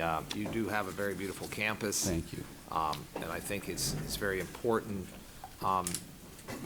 Just a quick question that took my note. When you're saying that the Guard, it doesn't cover all the costs, what is it not covering? The key fundamental issue there is that it covers a base tuition rate set across the state system. And because we don't all charge the same tuition rate, some of us would charge more, some less, depending on the circumstance, we end up with a shortfall. So flexibility related to the actual institution a student is attending versus a single rate across, in this case, the entire state system, would resolve that issue. And certainly we've worked with FIA and others to try to resolve that. But that's the fundamental issue. And I would expect that as we go forward into the future, and each of the 14 in the state system are working to maximize their impact within their own local circumstances, we'll see more differential in terms of some of the tuition charges. And so that's the fundamental issue, though, is one size is not the same price across the system. All right, thank you, Dr. Driscoll. That's why I think that's important, these type of hearings. You're giving us information that sometimes we don't realize, and that's important, and sometimes we may be able to help address it legislatively or work with the whole system to get things done. Thank you. Thank you. If I could add to that, Mr. Chairman, and back in 1997, I believe, when we created the National Guard Education Program, the one we just did was for spouses and children, but when we did the original bill, at that time, the state system, their tuition was the same. It was all one rate. Now, throughout time, college is changing. A lot of universities went to per credit hour. And when we've been working with PASSIA on that, we tried the last time around. There's a few tweaks we do have to make to the law there. But the universities have been gracious in working with us, filling that shortfall. But we are working. Well, I appreciate that, and thank you for supporting that work. And I know that the work is going on with the state system. And again, I point to FIA as a partner in that. So thank you for sharing that. Okay. Thank you, Doctor. Appreciate being here. Very much. Our next panel. Oh, I'm sorry. Hold on. Sorry, we have one question. Sorry. Sorry, coming in late. I apologize. Dr. Driscoll, I really have one question for you, and then more of a question for Representative Struzzi and potentially Rick. The question, it really is around the financial aspect. So in your example right now, what is tuition at IUP? Depending on, again, the exact program a student is in, we're running about, and let me do this way. The total cost of attendance is probably the right number to talk about, and so that is running on the order of about $28,000 a year for a typical student. And I say it that way because I think that's the important number. Tuition is somewhere in the order of half or a little less than half of the total cost of attendance. Okay. But the bill that a student sees, and when we talk about student debt, is related to that total cost of attendance. Right. Right, great, thank you. And then the follow-up to that is really, have we, Representative Struzzi, I'm not sure if you have the answer to this or not, but have we developed any analysis as to what we think this is going to cost on an annual basis? Do we have any estimates? And ultimately, how will we fund this? Would it be funded similar to the National Guard program where you have a trust fund that's drawn from and it gets capped if the money gets used or things along those lines? Yes, essentially, I believe it is structured the same way related to funding. And I do want to clarify something in response to Representative James's question during my testimony that this is actually, my bill is not loan forgiveness, but it's more of a deferred payment where the student actually signs a promissory note agreeing that if they don't serve those 5 years, they're on the hook for those costs. So they don't essentially pay up front. So I want to make sure that that was clear. But I do think that, and I believe it's in the bill, that where the funds would be established, and it is a designated fund for the program. I don't know exactly if there's a cap on that. I don't think we've discussed that yet, but someone else wants to So, respond, so that would be Sean, great. Sean or Rick, does that mean that essentially what it means, similar to the National Guard That is process? correct. So basically you'd be capped to the number of participants per year based on the money allocated? Correct. It would, the funding would come from the general fund that the General Assembly would have to provide, just like we do with the Guard education. Okay. All right. So just one last clarification, just so that I'm clear. Please bear with me a second. So essentially what this bill would do is authorize the program, but it would still require an appropriation. Correct. Okay. Thank you. Thank you. All right, thank you again. Our next first responder panel is Bill Simmons, president of the Indiana Fire Association, Jody Rainey, fire chief of Cherry Hill Township Fire Company and principal of Homer Center High School, from the Blairsville Fire Company, Chief George Berkeley, and first vice president Albert DeTore. And please come forward, gentlemen. And from the Black Lick Volunteer Fire Company, second assistant chief Daniel Shokrow. So close, sorry if I butchered any names. And gentlemen, once you're seated, whoever wants to start, please go ahead. If you can, just make sure the mic's centered in front of you as you speak. Very good. Thank you. Yes, my name is Bill Simmons, and I'm president of the Indiana Fire Association, and I joined the department in 1979. Whenever I joined at that time, Pennsylvania did have 300,000 volunteer firemen in the state, and today we have 38,000. So that's quite a change over those years, and of course, I think 90% of the fires are still put out by volunteers. We kept talking about the different things that entice people to join, and we've talked a lot about students, but I'd like to also talk about what's required from a training point of view. And what we have always had in the years past when I got in was you had to get 40 hours of training in your first year, which you were on probation. Today that number has gone to 200 hours. So I've talked to many, many people in the past years as to whether or not they would be interested in joining our department. And as soon as you say 200 hours, they say, I can't do that. So I think some of the things that came out today about maybe breaking down different responsibilities within a fire company is really a good idea, because you can bring somebody in that make you focus on one part of it and then kind of develop as you go. The student program has been really good for us because, even though we're a volunteer organization, we respond to 700 calls per year, and that's a lot for a volunteer organization. For years and years, we always had 63 members. I waited a year before I even got in because you had to wait till somebody got out or retired. Today, we have 43 members on a charter of 84, but the point is that we can't keep those members going. You're in a building that we created and opened in 2006 that has a live-in program. We have 7 IUP students that live here now, and they do a wonderful job filling that gap of not having the full ranks that we've had in the past. And Dr. Driscoll reminded me of something. We had to go out into the community to raise money to build this building, along with the municipalities that support us. And one of the fellows that I approached said, well, I would like to pay for a fire pole because every firehouse should have a fire pole. The only stipulation is I need to be the first person to go down. And so we got the fire pole in, and I took him upstairs, and I said, okay, you're on. And he looked down, he says, I'm not going down that damn pole. So at any rate, he meant well by it. But that administrative part of it that you talked about is very important. The student thing is great, and I'm not saying it isn't. But what happens is it's like a revolving door, because you get them in, and what we do here is we require that you belong to your hometown fire company. So they come trained, and they're on probation, so to speak, before a year before they have the opportunity to be in the live-in program.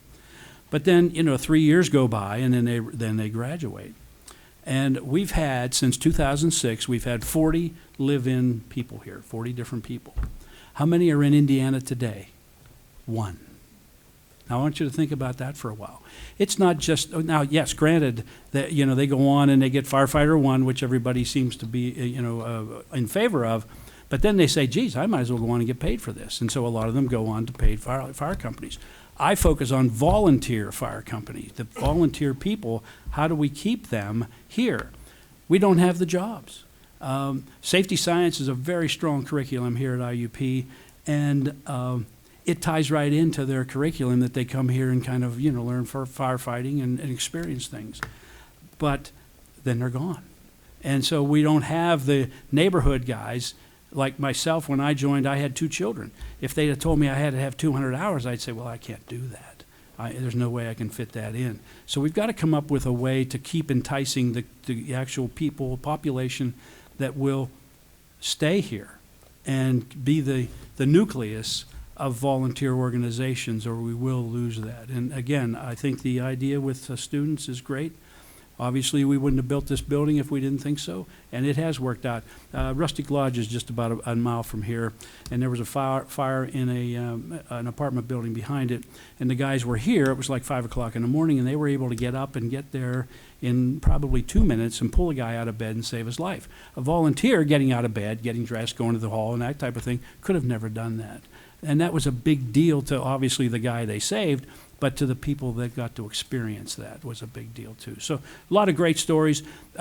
Students tell me that it jumps right off their resume whenever they say, oh, geez, you fought fire at the home where you went, the town where you went to school. That helped a lot for people to get jobs, but they're not getting jobs here. And that's something that I think we need to look at. And again, I'm 100% for everything that we can do for students. By living here, when Dr. Driscoll mentioned $28,000 a year, almost half of that represents housing. So think about what we're saving families by them living here for free. I had a woman call me and she said my son would have never been able to finish because we ran out of money. But because he was able to stay here, they finished. All good stories. But, we've got to keep going back to the community, to the neighborhoods, and figure out how we're going to keep entice the population itself. Now, one thing, we did create a length of service award program. It's called LOSAP, that we talked about a little bit. And we started putting money aside on our own, and then we were involved in a SAFER grant and worked with with FEMA to come up with some guidelines as to how it could support LOSAP, and we were able to get an injection of funds from that SAFER grant to allow our LOSAP program to be what it is today. And it does help with the people that live in the neighborhoods, because they say, hey, when I get to be 65, I would have a little stipend that I could get. It's not a lot of money, but it's something that you work toward. You have so many good years, and we track everybody's good years, so then you're rewarded for that. That helps with retention, but I still think we need to come up with some ideas as to how to keep or how to entice folks that live in town to participate. That's why I would probably say to throw out firefighter 1 to somebody right off the bat is probably going to an extreme. When I got in, you had to be 21, and when you were 60, you had to retire. We obviously lowered that to 18 whenever we got our student program going. But things are different today. Civic-minded, the whole idea of that is different than it was before. But I appreciate your time. Yes, we did create a scholarship from the SAFER grant for IUP. We put $50,000 into a plan that came from that grant that helps with tuition too. But I think the live-in program's been our biggest thing to have right now. So thank you. Appreciate it. Hey, I'm George Berkeley, Fire Chief, Claresville Fire Department. I joined the department in 1989.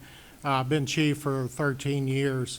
Whenever I come in to the fire service, at that time we had probably 58, 59 man roster. Now we're down to probably right around 35 members, and they range in age from probably 21, 22 years old to 75, 76 year old. It's just something that I agree with what Bill said here. It's the to keep the people in. We've had people come in, we've trained them, and maybe 6 months, a year after, for whatever reason, work, whatever, they leave the area. So, but I just want to say I support anything that can be done. I think it's a good start. Representative Struzzi, thank you for taking this on, and the other representatives here. But just like I said, it's a good place to start. And I have my vice president. He's going to the department. He's going to touch on some other things. So I'll yield the time to him. Thanks, Tork. And I'm going to be a lot shorter in my delivery here because a lot of these things have already been mentioned. There's no sense beating it into the ground. I've been a member of the Blairsville Fire Department for 43 years.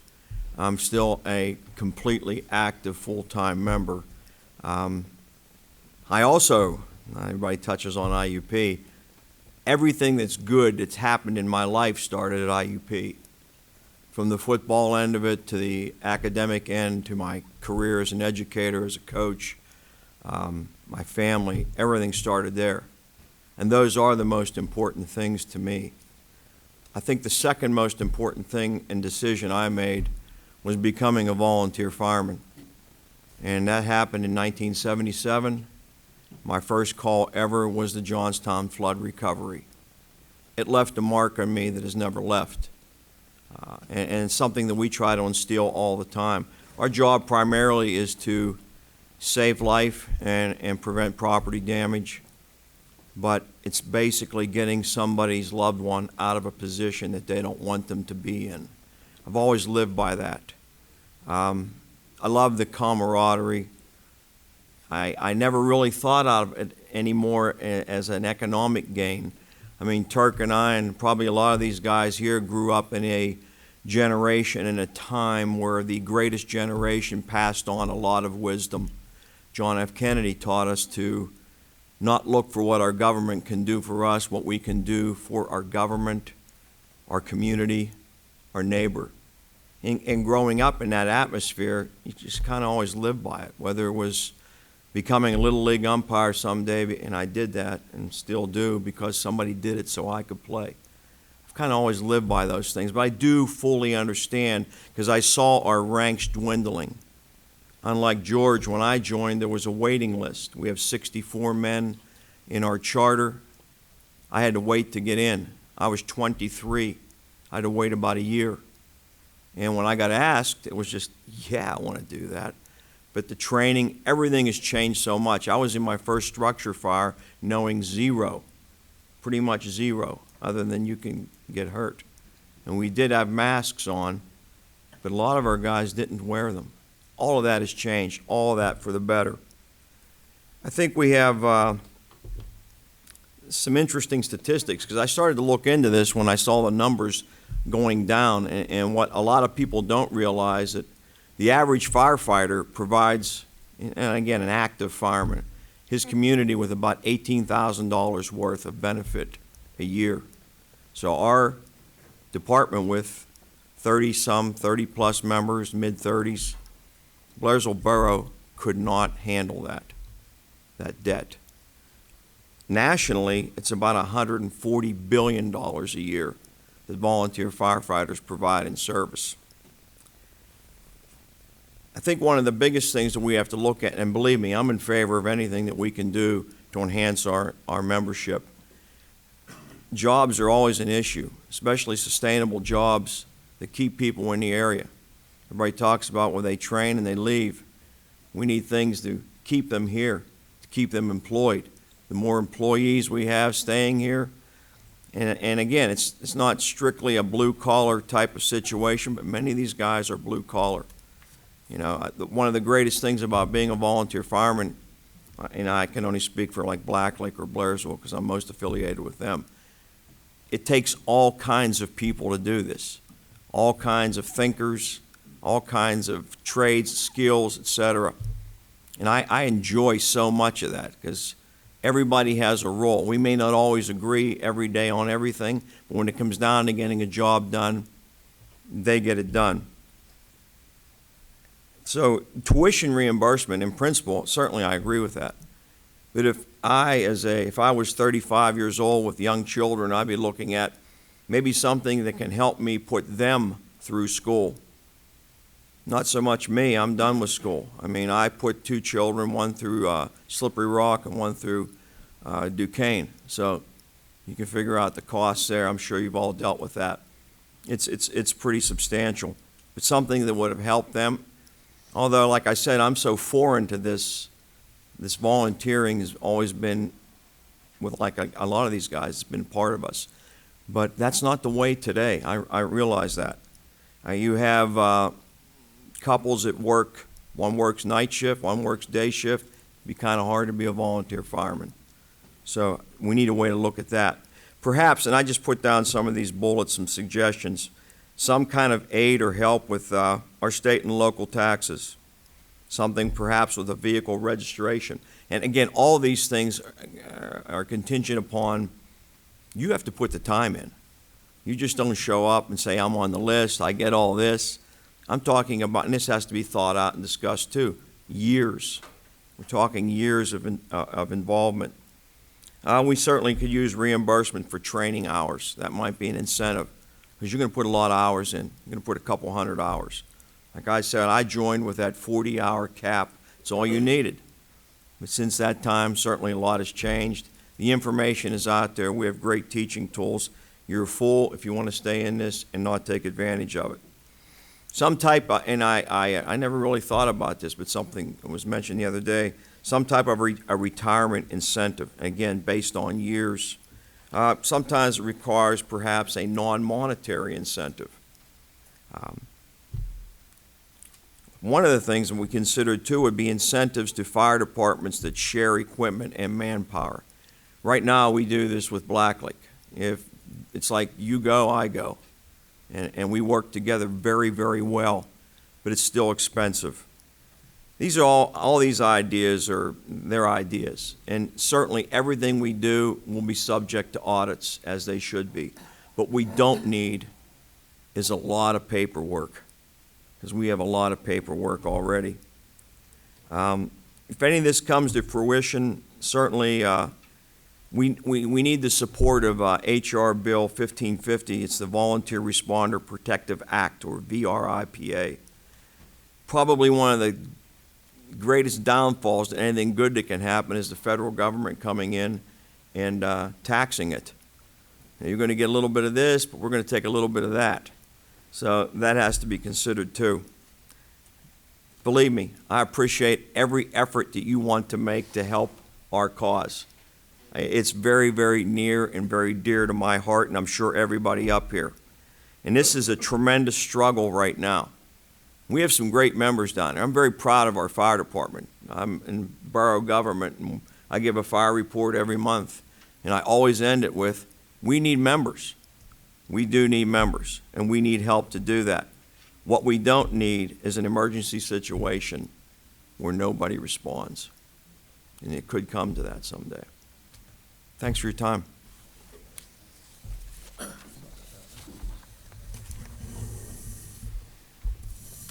Good morning. My name's Jody Rainey. I am the fire chief of the Cherry Hill Township Volunteer Fire Company stationed in Penn Run. Also been a member for 37 years. I joined when I was 14 years old in the junior firefighter program. I've served in the capacity of fire chief for the last 14 years. In addition to that, I've served 22 years as our treasurer. In addition, I am the high school principal of Homer Center Junior Senior High School. This is my 12th year at Homer Center, but I am also have probably about 16 years of administrative experience, and this is my 27th, I believe, year in education. I kind of want to give you a short story that's not on my notes because when I start moving all over the place, maybe you can kind of bear with me. Homer Center started school on August the 20th. On August the 19th, I was at an in-service training with my staff. I received a call that our rescue engine responding on a mutual aid call was involved in a vehicle accident. They went over an embankment. And so I talked to my boss. I left work. I went to the scene because, and I'm going to come back to this in my notes, because frankly, I think I'm the only person in our fire department that can handle that from an administrative business side of what happened. There's a lot of things that have transpired since then. They have totaled our vehicle. So I do want to thank you for providing the 2% loan program that you do provide, because our replacement value on that unit was $400,000. Yesterday, my day was getting up at 3:30 in the morning, traveling to McKees Rocks, going with an apparatus cell representative to Wooster, Ohio, to look at a twin to what we're looking to replace it with from KME, driving back to McKees Rocks, driving to Crescent, where I serve on the District 6 PIAA Athletic Committee for a meeting, leaving that meeting, driving back to my place of work so I could participate in superintendent interviews because our superintendent's retiring, to get home at about 9 o'clock last night, to stay up till about 12:30, dealing with just emails and things that I missed because I had to take a vacation day to do all those things. I wrote this probably the day before Representative Struzzi's office asked me to, at about 3:46 in the morning. So if it's not punctually correct or I use words, I might have fell asleep on a keyboard. So I apologize for that. But anyway, I just think I have a unique perspective on a lot of this stuff because, as I said, being a fire chief, being a treasurer, and those types of things. But I'm going to come back and talk a little bit about the educational incentive, but I want to focus on the broader concept, obviously, is we're talking about recruitment. And I do think that when I joined the fire company, my grandfather was a founding member of our fire company. It was founded in 1951, and it was a family thing. I've born, raised, and will die in Penn Run, Pennsylvania, and I'm very proud of that. I'm proud of our community. But I think that one of the things that's hurting recruitment is such a transient society. When I grew up, I knew everybody that lived in town. Right now, I take pride in trying to introduce myself to everybody that moves into our town, but I'll be honest, I probably know about 50% of a town of 300 people. But anyway, so I think that anything that you can do to create an incentive for people to join the fire service is important. But I think that there has to be three things: accountability, there has to be integrity, and there has to be an effective oversight of whatever it is that we're trying to do. So I think that one of the questions that I'd pose, or I'd ask the committee to consider, would be, what defines a firefighter? We've had some conversation about that with the first panel. SR 6 specifically mentioned the idea about fire service is becoming more specialized. You know, we have obviously suppression people that go inside and put out fires. We have driver operators who drive the vehicle and operate the pumps. We got vehicle rescue technicians. We got hazmat specialists. We got traffic control. We got all those different things that are expected out of a firefighter. And so our fire company at one time was down to about 12 people. I was an assistant chief. And one of the reasons why I think it hurts recruitment is time. And at that particular point in time, raising funds for our fire department became very difficult because we had to work 2 bingos a month. So if you think about working 2 bingos a month in a 12-month period, that's 24 nights that you had to commit to be at the firehouse. That doesn't count responding to calls, preparing equipment, and all those different types of things. So, but anyway, I think that whatever we do for an incentive program, build off of what was said earlier, I think that we need to look at, and the SR 6 leads us there, that the fire service has become very specialized. And so be able to create a solid definition and establish a set of standards that one must meet in order to qualify to receive whatever incentive that is provided, I think is essential. You know, our membership right now is 33 senior firefighters and 4 junior firefighters. And a lot of that is because we took the approach that guys can join and we'll let them specialize. We got people that are simply driver operators. We got people that do traffic control. That's what they do. We got a lot of people that are cross-trained that can do multiple things. So I do think that that's an important part of, you know, I would emphasize, if we do an incentive program, how do we define firefighters and how do we look at SR 6 and consider the specialization that the fire service now provides. And I do offer some suggestions about looking at pro board certifications, you know, looking at things like there is a driver operator certification, there's a firefighter 1 certification, which we've talked a lot about, there's a vehicle rescue technician certification, hazmat technician certification, which would come with a lot of standards. So the standards, I think, are built in. I think it gives them an opportunity to work towards something, and it also encourages members to come to offer what their area of expertise is for the fire service. I believe Bill had talked about earlier, I know Bill's a lead administrator for the Indiana Fire Association, and I mentioned about leaving and going to that alarm that involved our fire unit because I really just felt like I was the only one that was capable administratively to handle all the different tasks that needed to be handled. I did not take command of that scene. I went out there to make sure first and foremost, and thank God my firefighters were okay, and then just handle all the other aspects of that have come involved with that. And so I do think that when I'll go backwards and talk a little bit about the time and about the bingos and things like that. Our fire company also has a social member opportunity. And a social member, by definition in our bylaws, is someone who helps meet the mission of the fire company through fundraising and other means. I would ask the committee to consider, when you're looking at these specialized definitions, to find a definition that could include those types of people. The value they bring, we still run 2 bingo games a week. We do not, our firefighters do not work them. These people manage that, they handle that for us, which frees up our guys to A, train more, to do other things at the firehouse, or simply be with their families, meet their other responsibilities. I think SR 6 also referenced that the training requirements are chasing candidates away. We heard some testimony earlier today about 88 hours for the entry-level, or 100 and some hours, for the entry-level program, the basic modules. I don't know if I completely agree with that opinion. I think that we have too many fire companies that have not considered that we're specialized. And instead of, when someone walks in our doors, instead of saying, you have to do this, you have to do this, you have to do this, last thing I'm looking for in my life is more have-tos. I got a whole bunch of those. I'm sure you all do too. So we started by asking the question, what is it that you think you can bring to our community, and how can you help us? And we let them, what do you want to do?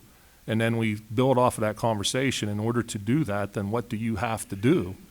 What type of training or what type of background do you think you need in order to do the job that you want to do to give to your community? Since then, between our firefighters and our social members, our ladies auxiliary, we have about 70 members in our fire company right now, which for a very small community is I think, very impressive, and it is a sense of community. But when you're talking about how do we what type of training do we do, people talked about leadership. I took a course at the State Fire Academy in fire administration. It was offered by PANO. And it was very eye-opening. It talked not only about administrating on as a fire chief, but also the administrative end as a part of the business, the business operations of the house as well. So, just to kind of I told you I'd be all over the place, and I apologize, but I think that to look back and say that how can we bring accountability to this program? How can we make sure that the people that are giving the time, as Representative Struzzi had mentioned, are rewarded for that time? And I think that by looking at specialization and considering that there's different types of people that can help us in many different things, I think is the place to start, but that all has to go with standards and accountability.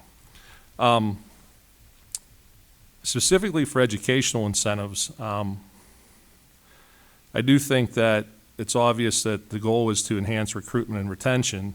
I believe that educational incentives is one of the possibilities, and SR 6 does provide a whole menu list of different incentives that we can offer potentially to entice people to join our ranks. I don't know if that's the starting point in my mind. I do think that if we explore the recommendations in SR 6 to provide the credit for emergency service preparedness programs for high school students, keeping in mind I'm a high school principal, that it's best suited probably through our career and technical schools. My concern, I'm in a junior senior high school, grades 7 through 12. We have approximately 400 students. Our career and technology center in Indiana County is among one of the premier technology centers in the Commonwealth.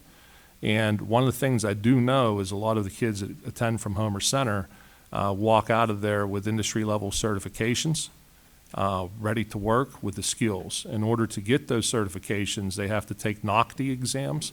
The NOCTI exam is very similar to Firefighter 1. It's a written exam, and it's also a practical skills exam that you have to demonstrate your knowledge. So if we look at how can we had a conversation earlier today about 16-year-olds. I would propose that if we do go that route, that we run that through the career and technology centers, that we'd have to look closely at the child labor laws. But I also agree with the concept that I don't think a 16 and 17-year-old is ready to go into a burning building.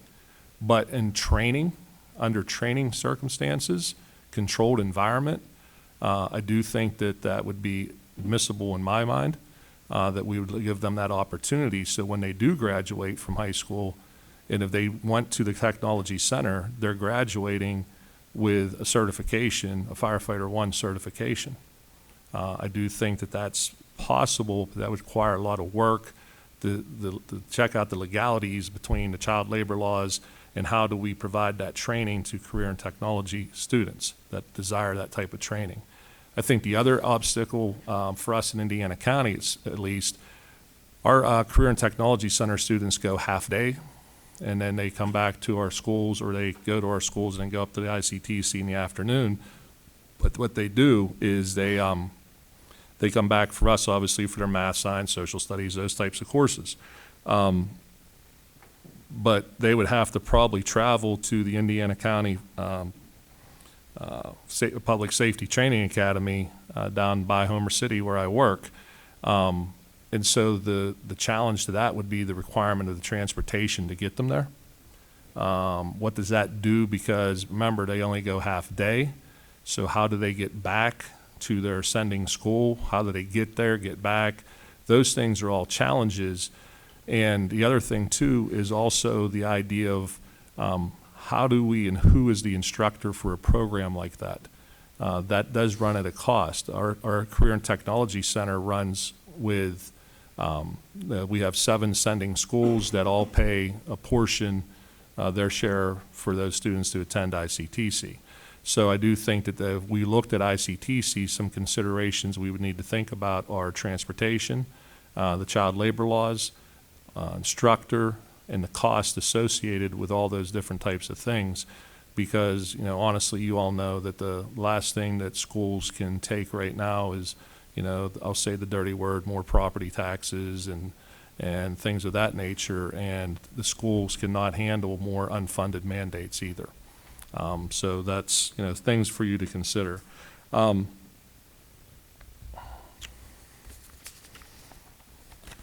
guess that kind of concludes what I have to say, other than I just, again, Representative Struzzi, I appreciate you bringing us together and the opportunity, and for the committee, you know, thank you for, you know, for at least looking into this and seeing what we can do as a Commonwealth to help support the emergency services. It's greatly appreciated.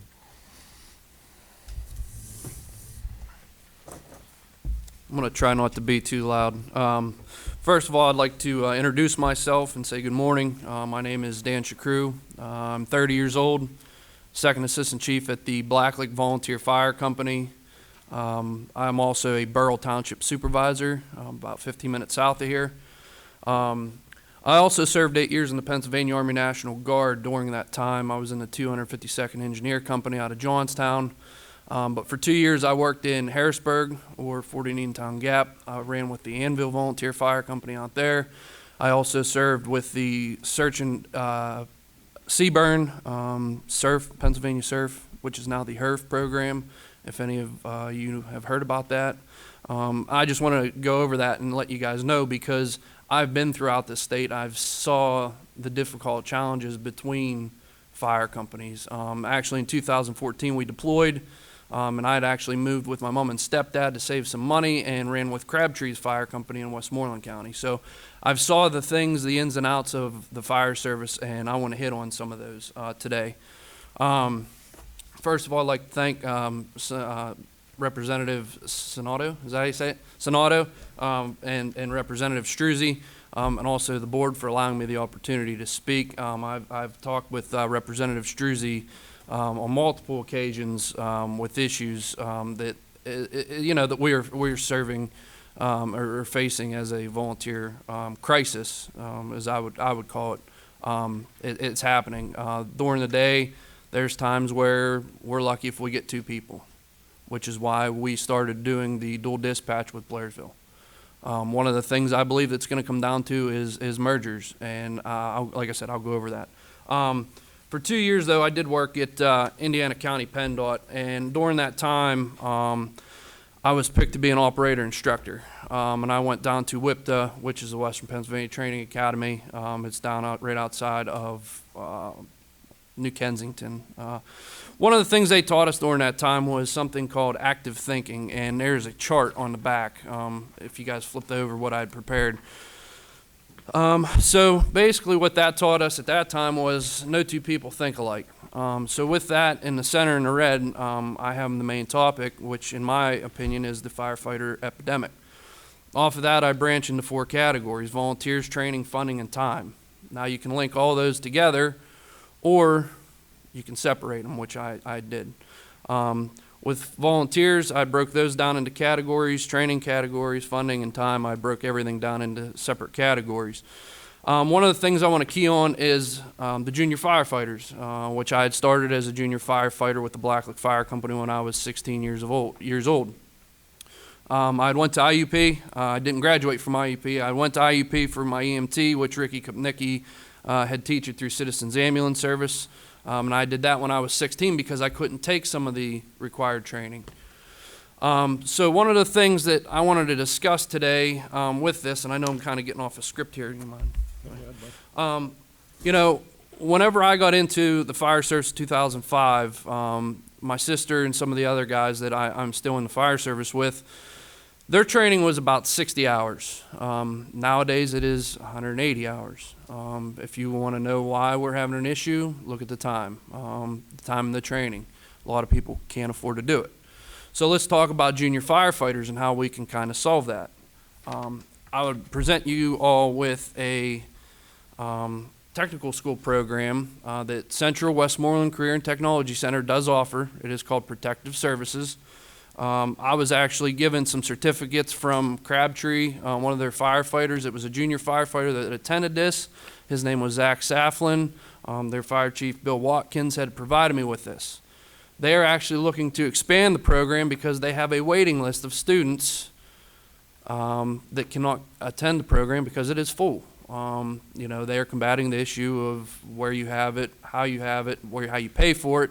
And they were talking a little bit about the FEMA Safer Grant earlier.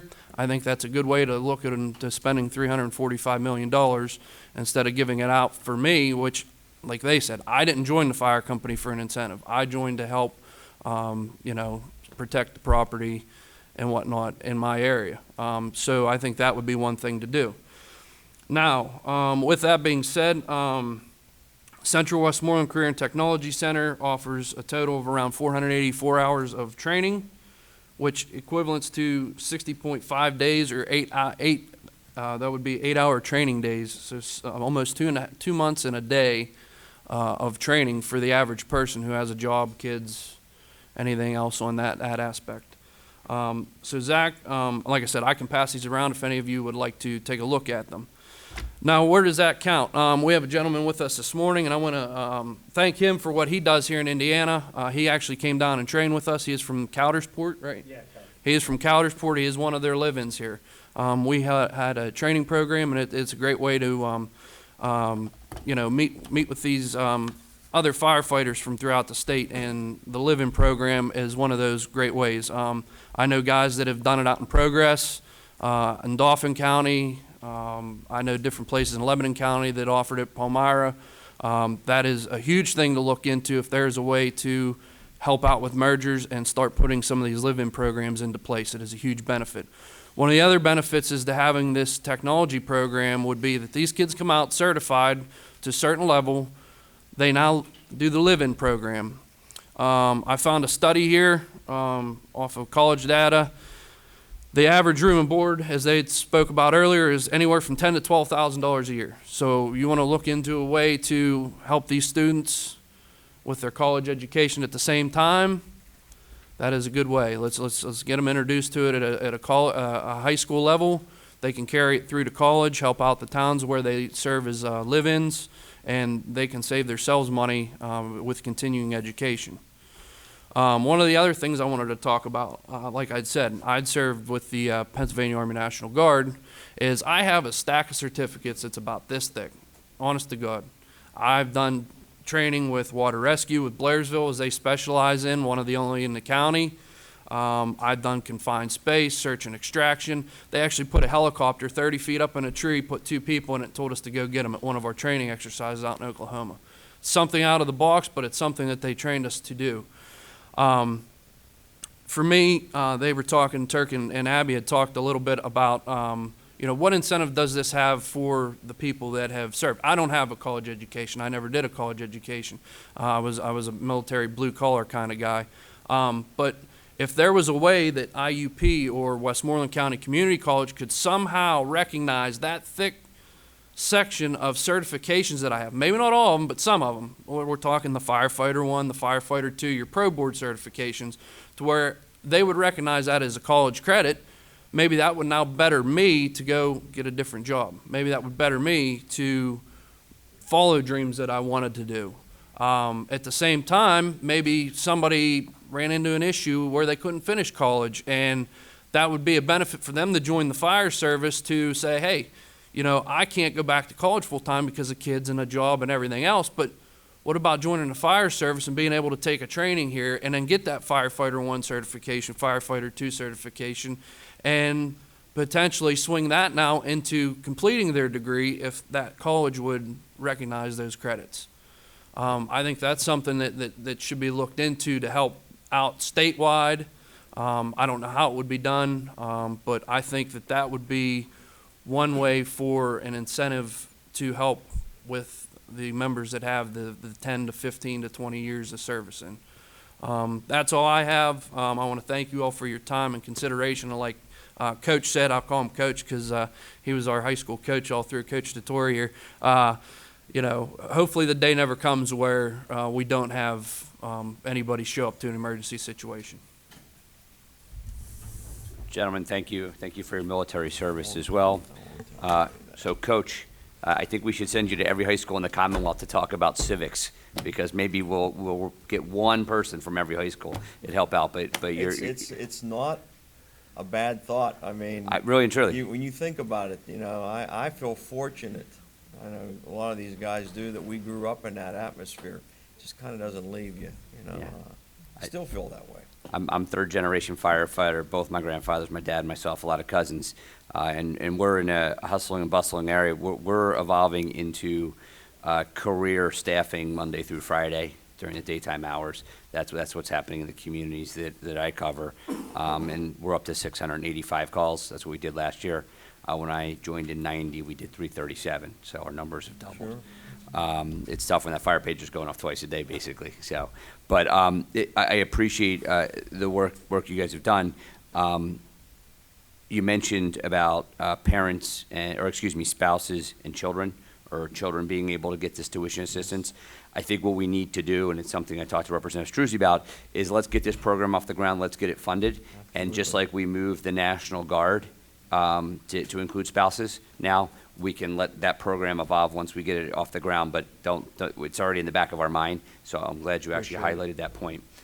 The reason I had to get up, and I didn't mean to be rude, just so you know, the Auditor General just held a press conference and announced he thinks there needs to be changes to the relief funding program, which is ironic because that's a piece of legislation we're moving in a couple weeks, where we talked about LoSAP and enhancing what relief funds can be used for recruitment and retention. So I've been emailing his staff to find out what his recommendations are. Can I make a comment? Absolutely, you can. Can I borrow the mic? Yep.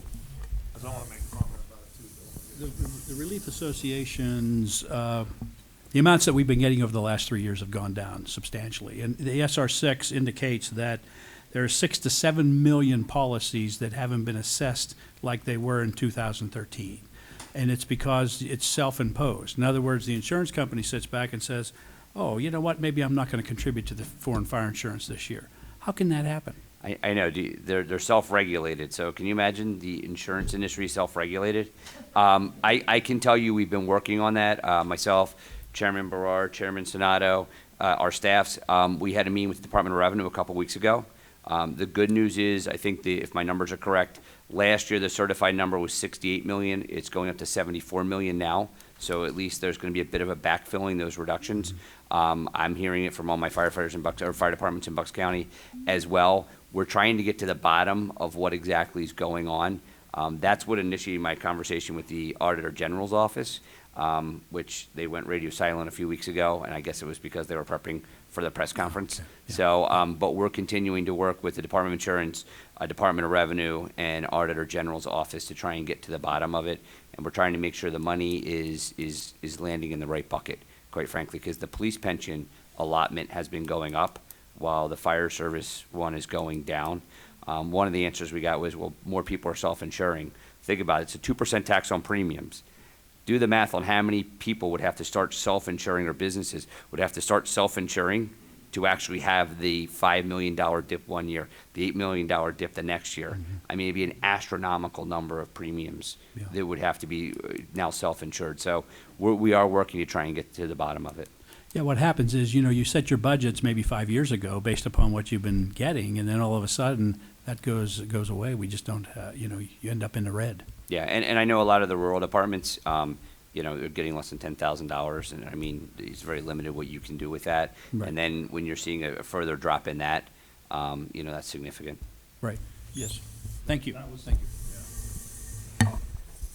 That was the point I wanted to make is, I know our fire department, we totally encompass, Cherry Hill Township totally encompasses Clymer Borough. And so Clymer Borough covers about 25% of our municipality. That's what we, at least that's what we've determined. And so not only do we get less relief money, we split that 75-25 with Clymer. We get maybe $10,000 a year. And I can tell you that goes almost exclusively to training.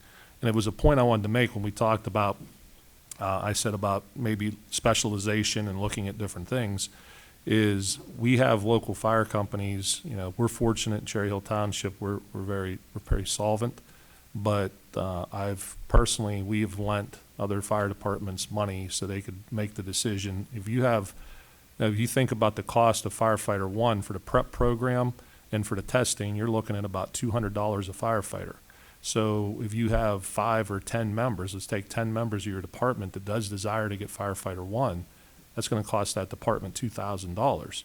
And when you have to make that decision between that $2,000 or we're going to pay our utility bills, you know, you got to pay utility bills to keep open. And so I think that, you know, one of the things that we're looking at, if we say that these are the firefighters that, you know, we have to have standards, which I believe we should have.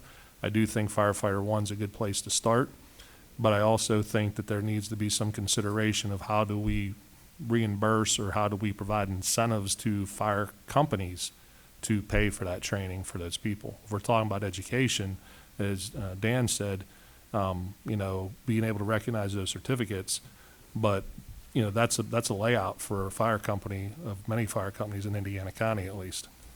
Right.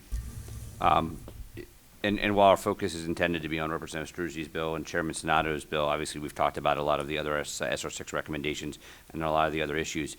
As we mentioned, we're going to be moving several bills over the coming weeks and hopefully out of the House sometime in October.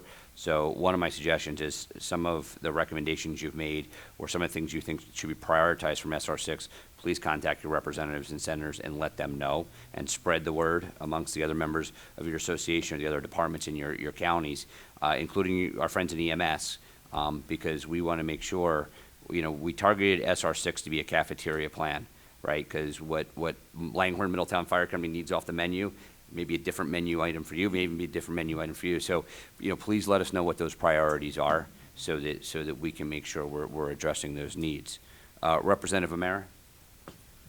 Thank you, Chairman, and thank you all. You presented some really great ideas, especially love the idea of getting high school kids involved. They do that in Chester County, which is in my county, but close by, and they're doing a great job. So I have a question about training, and I wanted to just throw it to the panel because we have a few chiefs sitting on the panel.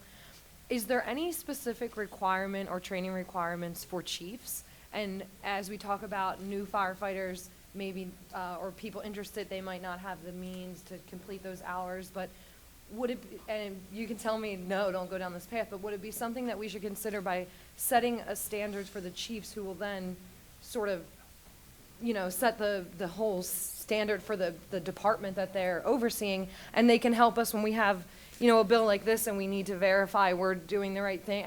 I'm just wondering if that's the place to start, because they're already so committed in the fire service. Yeah, world. I think that would be. I know in our department, coming up through, we took line officer classes, incident command classes, which, you know, it escapes my mind now, but the FEMA NIMS course is kind of patterned after.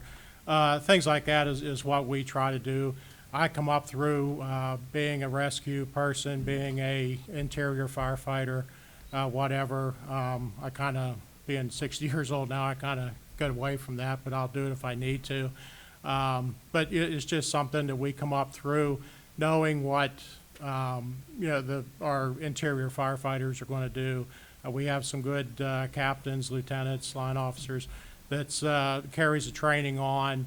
They've gone across state to different training events and everything, and bring things back, and they're very good at putting it out to the people.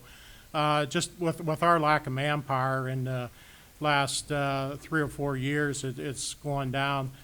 We have cut at one time, we did have three companies, which like 3 captains, 3 lieutenants. We cut that down to 2 because at that time we just felt that the experience, the people maybe didn't have the experience. So we have 2 captains, 2 lieutenants. We still have obviously the chief and 3 assistants, but it's just something we just didn't feel some of the, you know, individuals were ready. So get a little bit more experience and hopefully you know, maybe get some more manpower in, get them trained to the level and that. But yeah, I think that might be something to look at, some criteria for company officers, chiefs, assistant chiefs. And also, you know, you touched on the administrative end of it, and I think that's a very good with the paperwork, you know, doing the loan applications and the grant applications, everything. It just kind of, you know, I think would be helpful. So. Representative James and then Representative Struzzi. Just real quick, last year we actually redid our bylaws in our fire company. We went to a point system to simplify what we consider a firefighter. We used to have active and inactive, and we actually have, I don't want to say dropped our standard, because we have, to be a fire chief, you have to have the 7 years of commitment. You have to have interior firefighter, basic vehicle rescue, hazmat, the NIMS 300 classes, and then every year you have to take at least 24 hours of outside certified training. That is our standard for our fire company, because if you want to be an officer, you need to lead by example, and you need to set the example. So it's different throughout the departments. I don't know if you would ever have a standard, and the only reason I say that is because, as Jerry Brandt, I believe, said earlier, is Blacklick isn't the same as Harrisburg. Blacklick isn't the same as Pittsburgh, you know. So as much as I think there needs to be a standard, I think it should be nationwide. That way I could take my training and go anywhere, like as the pro board, and that would be a good way to set a standard across the state or the nation. But I think that to try to do that statewide, I think it would be a difficult challenge, but I think it's something that should be looked into. Oh, thank you. I just want to add real quick to that.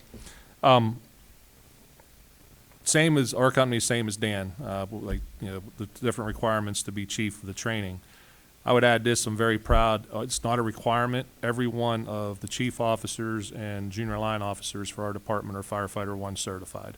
I do think that if you look at some type of pro board officer, there are officer you know, pro board certifications, but I think what that requires is, you know, looking at potentially providing employers incentives to release their people from work to go attend those types of training so they can serve their communities. So I just wanted to add that in, that I think it's a great concept, but I also think it needs to be considered with I don't know if I'd be able to get that much release time from work in order to complete such a training.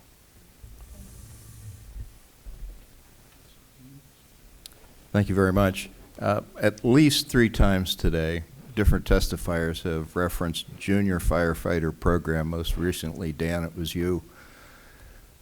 I went through the military, but I've never fought a fire, maybe a barbecue grill. I wonder if you would expand on that a little bit. Is there a program nationally for that, or do you make this up as you go, and how does this work? You mean for like the junior firefighting program? Yes, sir. So like I said, what I had presented was a technical school class that Central Westmoreland Career and Technology Center has established and could be used as a building block to establish that program throughout the state. As far as junior firefighting programs, they're different everywhere you go. When I came in, I could join the fire company. We actually got away from that now to where you have to be a mentor. So a son, a daughter, a niece, a nephew, some kind of family member to where that person is responsible for that junior firefighter. These guys can elaborate. I know Jody has a good program in place for the junior firefighters, but our last junior firefighter that came through, she actually stayed, but she's about 22 or 23 now. So it's been quite a few years since we've been able to get the interest. There is something from the state, and I don't recall the citation of it, but there is a booklet that gives you suggestions on how to organize and begin a junior firefighter program.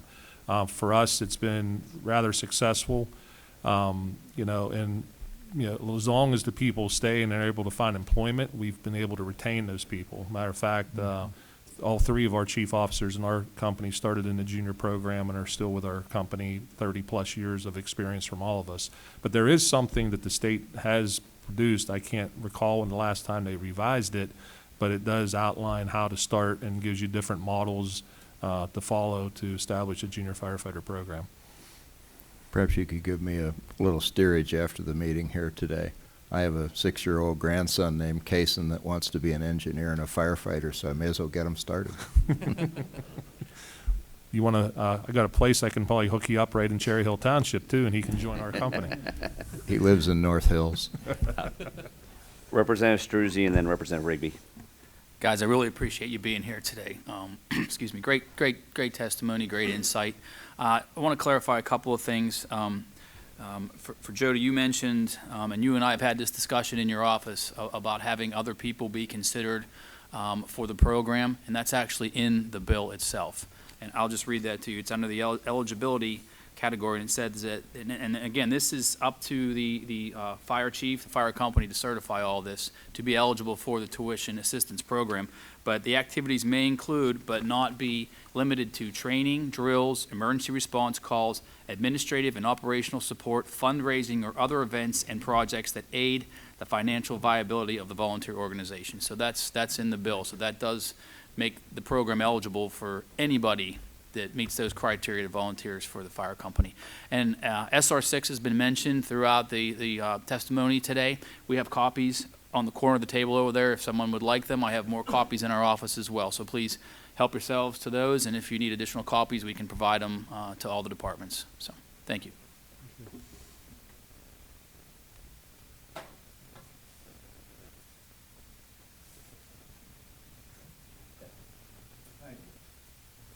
Another thing I'd like to add is the training. Again, your bylaws require it, and there's a lot of municipalities and fire companies, volunteers that don't require it. And in my years of being an active firefighter, I've been on the fire scene with a deputy chief or a chief that didn't have basic firefighting skills, let alone to run a fire scene. And these are the people that we're relying on sending our volunteers into buildings. Unfortunately, a lot of times we see it as a popularity contest to putting a chief in as opposed to who's the most qualified and best trained to hold that position. So do you think it's maybe something we need to look at a state level, that maybe the bylaws need to be changed with those organizations to put the right people in place, or are we in a position now where we just need people and we're willing to take who we can? Thank you. I would say I agree with you. I do think that one of the things we all have learned in fire training is the most important person on the fire ground is me.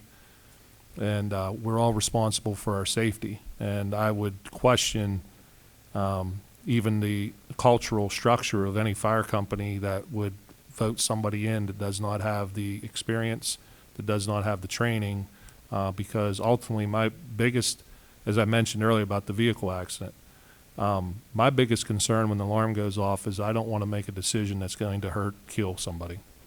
And that I take that as my number one responsibility. We can always replace a vehicle. We can always replace a home. We can't replace people. And so I think that if we talked a lot about firefighter one, I think that if we started and said at least the minimum standard in order to be chief officer in the fire department was firefighter one, I think that would be a step in the right direction. Okay, no further questions? All right, thank you, gentlemen. We appreciate it. Thank you for the work you do.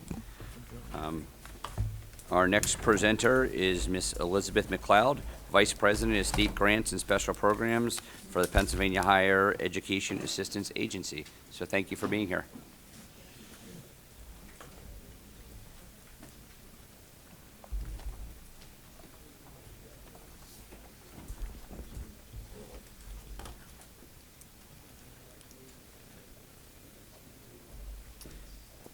Chairman Ferry and members of the committee, on behalf of Jim Steele, FIA's President and CEO, as well as the FIA Board of Directors, I'd like to thank you for the opportunity to speak with you today as you consider these House bills that would create the First Responder Loan Forgiveness Program and the Active Volunteer Tuition Assistance Program. On a personal note, I'm a proud Indiana native and an IUP alum, as many others here today. So it feels especially good to be back home and here with you. And I should add to that my mother still lives in the house I grew up in about a mile from here. So this is my fire station, I would say. So it's good to be here. So FIA was established 55 years ago with the primary mission of creating affordable access to higher education for Pennsylvania students and families. And since then, we've helped generations of Pennsylvanians achieve higher education while helping to strengthen the foundation of our economy with an educated workforce. We do this by administering a variety of student aid programs for the Commonwealth, the largest of which is the Pennsylvania State Grant Program. For the 2018-19 award year, this need-based program provided grant awards to nearly 144,000 students with a maximum award of $4,123. And FIA covers all of the costs to administer this and the other state-funded student aid programs, which saves taxpayers nearly $16 million annually. It also makes Pennsylvania's student aid programs among the most efficient in the nation, since every dollar appropriated to those programs goes directly to benefit the students who need it most. FIA has also contributed more than $1 billion from its business earnings to directly supplement the student aid programs, further supporting Pennsylvania students, families, and taxpayers. In my capacity as Vice President of State Grant and Special Programs, I work with FIA staff and Pennsylvania's financial aid community to ensure that our student aid programs are administered effectively, both in terms of providing meaningful benefits to the recipients and also by maintaining accountability to the General Assembly. We are also mindful of our role in the legislative process, in that FIA was established by the General Assembly to administer programs that are created as a result of policy decisions. FIA does have prior experience administering Commonwealth-funded loan forgiveness programs. Two such programs were the Agriculture Education Loan Forgiveness Program and the Early Childhood Education Loan Forgiveness Program. Those programs were created in the early 1990s and promised to repay or forgive a set amount of FIA-guaranteed student loans for each year the borrower was employed full-time in an agriculture-related field or as a child care professional in Pennsylvania. The Agriculture Education Loan Forgiveness Program provided up to $2,000 in annual loan forgiveness, and the Early Childhood Loan Forgiveness Program provided up to $2,500, and each of those programs was capped at a maximum of $10,000 of loan forgiveness per borrower. These programs resembled traditional loan forgiveness programs that were attached to specific employment requirements. So they were designed to attract and retain workers in hard-to-fill positions in Pennsylvania that addressed policy issues as determined by the Pennsylvania legislature. FIA was in a unique position to administer both programs as they were structured to forgive FIA-guaranteed student loan debt. And at the time, FIA was the federal student loan guarantor for most of the federal student loans made in Pennsylvania. So once employment verifications were made, it was pretty simple for FIA to make payments to a participant's federal student loan account with the funds that had been appropriated by the Pennsylvania legislature. So those two loan forgiveness programs were phased out about a decade ago, and the federal guaranteed student loan program was phased out by Congress in 2010. Today, the U.S. Department of Education originates all federal student loans directly, which are then serviced by other organizations under contract with the department. And FIA is one of those federally contracted servicers doing business nationally as Fed Loan Servicing. Federal loan servicing is one of FIA's business lines that generate revenue that's used to support our operations and also our public service mission for the Commonwealth. But the department does not allocate servicing volume based on geography. So right now, we no longer service the majority of Pennsylvanian student loans, nor would we likely be the servicer for the majority of participants in this program if House Bill 1786 becomes law. However, that being said, FIA does have the ability to make payments to other servicers on behalf of borrowers, so the infrastructure is in place if the program's administrative process would be structured in such a way. FIA also has experience administering or servicing other types of loan forgiveness programs. These include the nursing loan forgiveness and the nurse educator loan forgiveness programs, which were funded by the Pennsylvania Higher Education Foundation and administered by FIA. Those programs were not established or funded by the Pennsylvania legislature. They were created, however, to help reverse the nursing shortage that threatened quality health care in Pennsylvania during the mid-2000s. And those programs were phased out later in the 2000s as more new nurses began graduating and the shortage of working nurses had abated. In 2012, FIA was awarded an additional federal contract to service the Federal Public Service Loan Forgiveness Program. This program requires participants to have worked in an eligible public service job as defined by the U.S. Department of Education for a minimum of 10 years before debt can be forgiven. As a federally contracted servicer, FIA, operating as Fed Loan Servicing, is required to serve that particular program in strict compliance with federal law and program rules. So while each of these loan forgiveness programs that I've mentioned is different, they all were created with the intent of increasing and retaining workers in careers that are specific to industries or job roles that support a public policy goal. House Bill 1786 is a little bit different in that at its core, the new program would encourage volunteerism that advances public safety in communities throughout Pennsylvania, and this is certainly a worthwhile goal, and FIA is well positioned in terms of experience and our infrastructure to administer the program. But administering such a program would not come without challenges. For example, we lack experience in administering programs specifically designed to spur volunteerism. And while we have strong relationships within Pennsylvania's higher education community, we lack a conduit to fire commissions and other entities that would be needed to identify eligible participants and to verify the service requirements. As the designated administrator of House Bill 1786, we would need to identify the appropriate entities needed to provide this information to us and help us track eligibility and proof of service. This is important since FIA is committed to transparency and accountability, especially to members of the General Assembly who have tasked us with the program's administration. So we would need to be able to accurately report on program activity and track outcomes to ensure that the appropriated funds are being used efficiently and in compliance with the intent of the enabling legislation. And if I could respectfully make a few suggestions relevant to the bill in its present state, in section 79A42B2, it states that an applicant must be an active first responder who is certified for at least 1 year. Then in section 79A433, it states that the applicant must be an active first responder for 4 consecutive years, which could be confusing for potential volunteers and for the administration of the program. So we'd be happy to continue a conversation with you to amend the definition of an eligible applicant in order to ensure that there's no confusion among either applicants or the agency, and to just mitigate any unintended consequences. Also, the bill gives individual fire and rescue companies and emergency service agencies significant discretion in developing a point system related to annual certification. And, listening to the conversation today, I understand that in terms of the differences among fire companies in the various parts of Pennsylvania. However, having said that, administratively, it would be preferable for administering the program if there was a consistent and equitable statewide system to ensure standardization.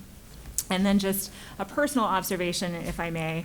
Prior to joining FIA, I worked in the Pennsylvania higher education community. I was a financial aid administrator for 20 years at Elizabethtown College in Lancaster County, the last 10 years as director of financial aid. And I worked with several students during my time at Elizabethtown who had come to the college from other communities, but chose to serve as volunteer firefighters with the Elizabethtown Volunteer Fire Company while they were students at the college. And we actually had a scholarship that supported that for students, which is how I became aware of their volunteering. And I mention that because I think even in the loan forgiveness legislation, there might be some merit in expanding the eligibility parameters to include current students who may have an interest while they're in school.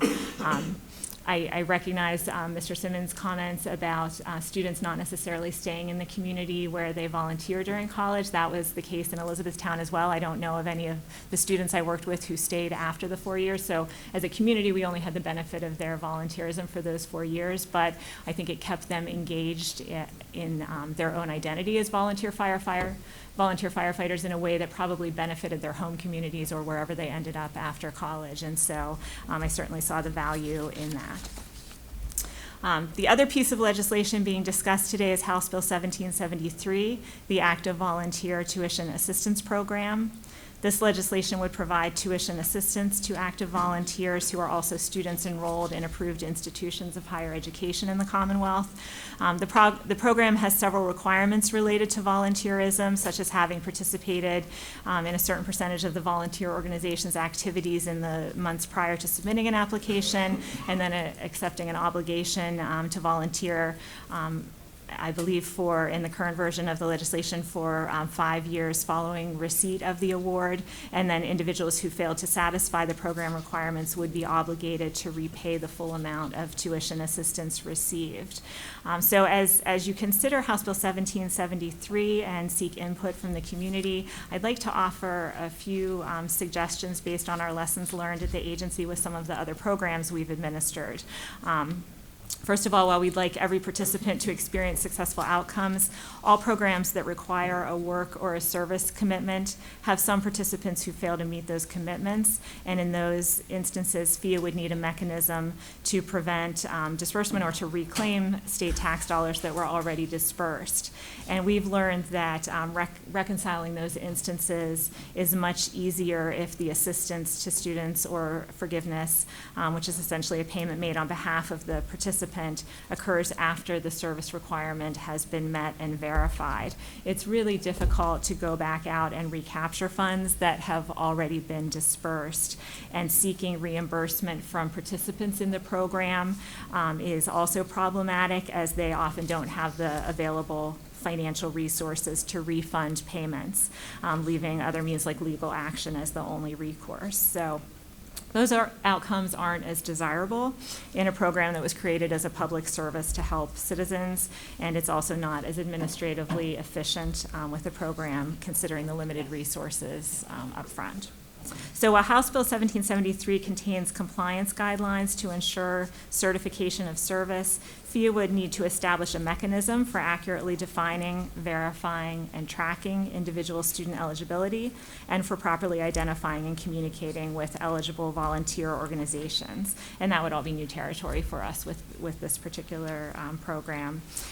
This should be done in a way that establishes standards of eligibility and certification across the program while providing a path for efficient financial reconciliation to ensure administrative accountability.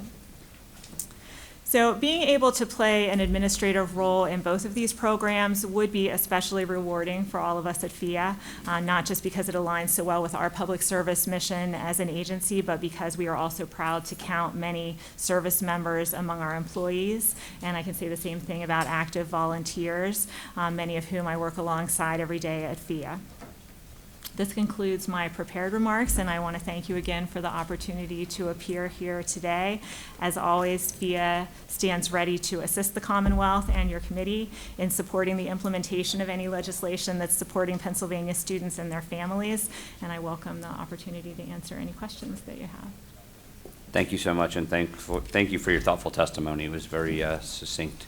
Representative Gobler?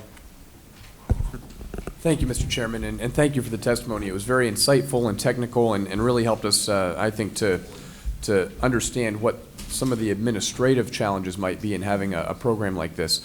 As I was reading your testimony and understanding some of the prior programs that you referenced, the agricultural and the nursing programs that worked on kind of a flat dollar figure per year of forgiveness. Mm-hmm. Do you think that's a better model for us to try to wrap our head around for something like this? And I'm thinking about it for two reasons. One, because then it would allow the payment to be made after the service. And two, it seems to me that there might be another benefit where we're not just talking to a volunteer and saying 5 years and done, but maybe we don't put a cap on it, but we say somebody could earn $2,500, $3,000, whatever the number is, for as many years as they have outstanding student loans. And that would be a condition of their continued volunteerism with the emergency services in Pennsylvania. Would that be something that would be a little bit more of a familiar concept for FIA to work with, and maybe deal with some of the challenges that you've recognized? Yeah, so I'm not 100% sure if your question is if that flat amount per year is better than the tuition assistance model, or if it's better than the percentage of outstanding debt being forgiven per year. I would say it's probably preferable to both of those, in that you don't run into the situations where you have to go back to students who have received assistance, and if they don't meet a service requirement, then pursue some sort of repayment plan from them. And certainly the fixed amount of loan forgiveness per year is more clear and understandable for the students who have borrowed funds. To express something as a percentage of the amount that they owe, that gets a little more complicated because so many student loans have interest that's accruing on them and being capitalized. And so is it, a percentage of the original principal? Is it a percentage of the principal on a certain date, et cetera? So certainly a flat amount is more straightforward for all parties involved. I appreciate it. I think that this helps us work with a few more concepts that maybe we could throw into the mix and discuss, and that's the purpose of these hearings, is to gather information for the committee. But I think your testimony was exceptionally insightful, so I appreciate it. Thank you. Thank you. Thank you. Okay, thank you very much. Thanks. Chairman Sonato had a commitment back in this district, so he had to actually get on the road. But we have our final presenter, thankfully, last but not least, Jerry DeGennaro, Coordinator of Public Safety Training Center, Westmoreland County Community College. So, sir, thank you. You can begin when ready. Okay, one moment.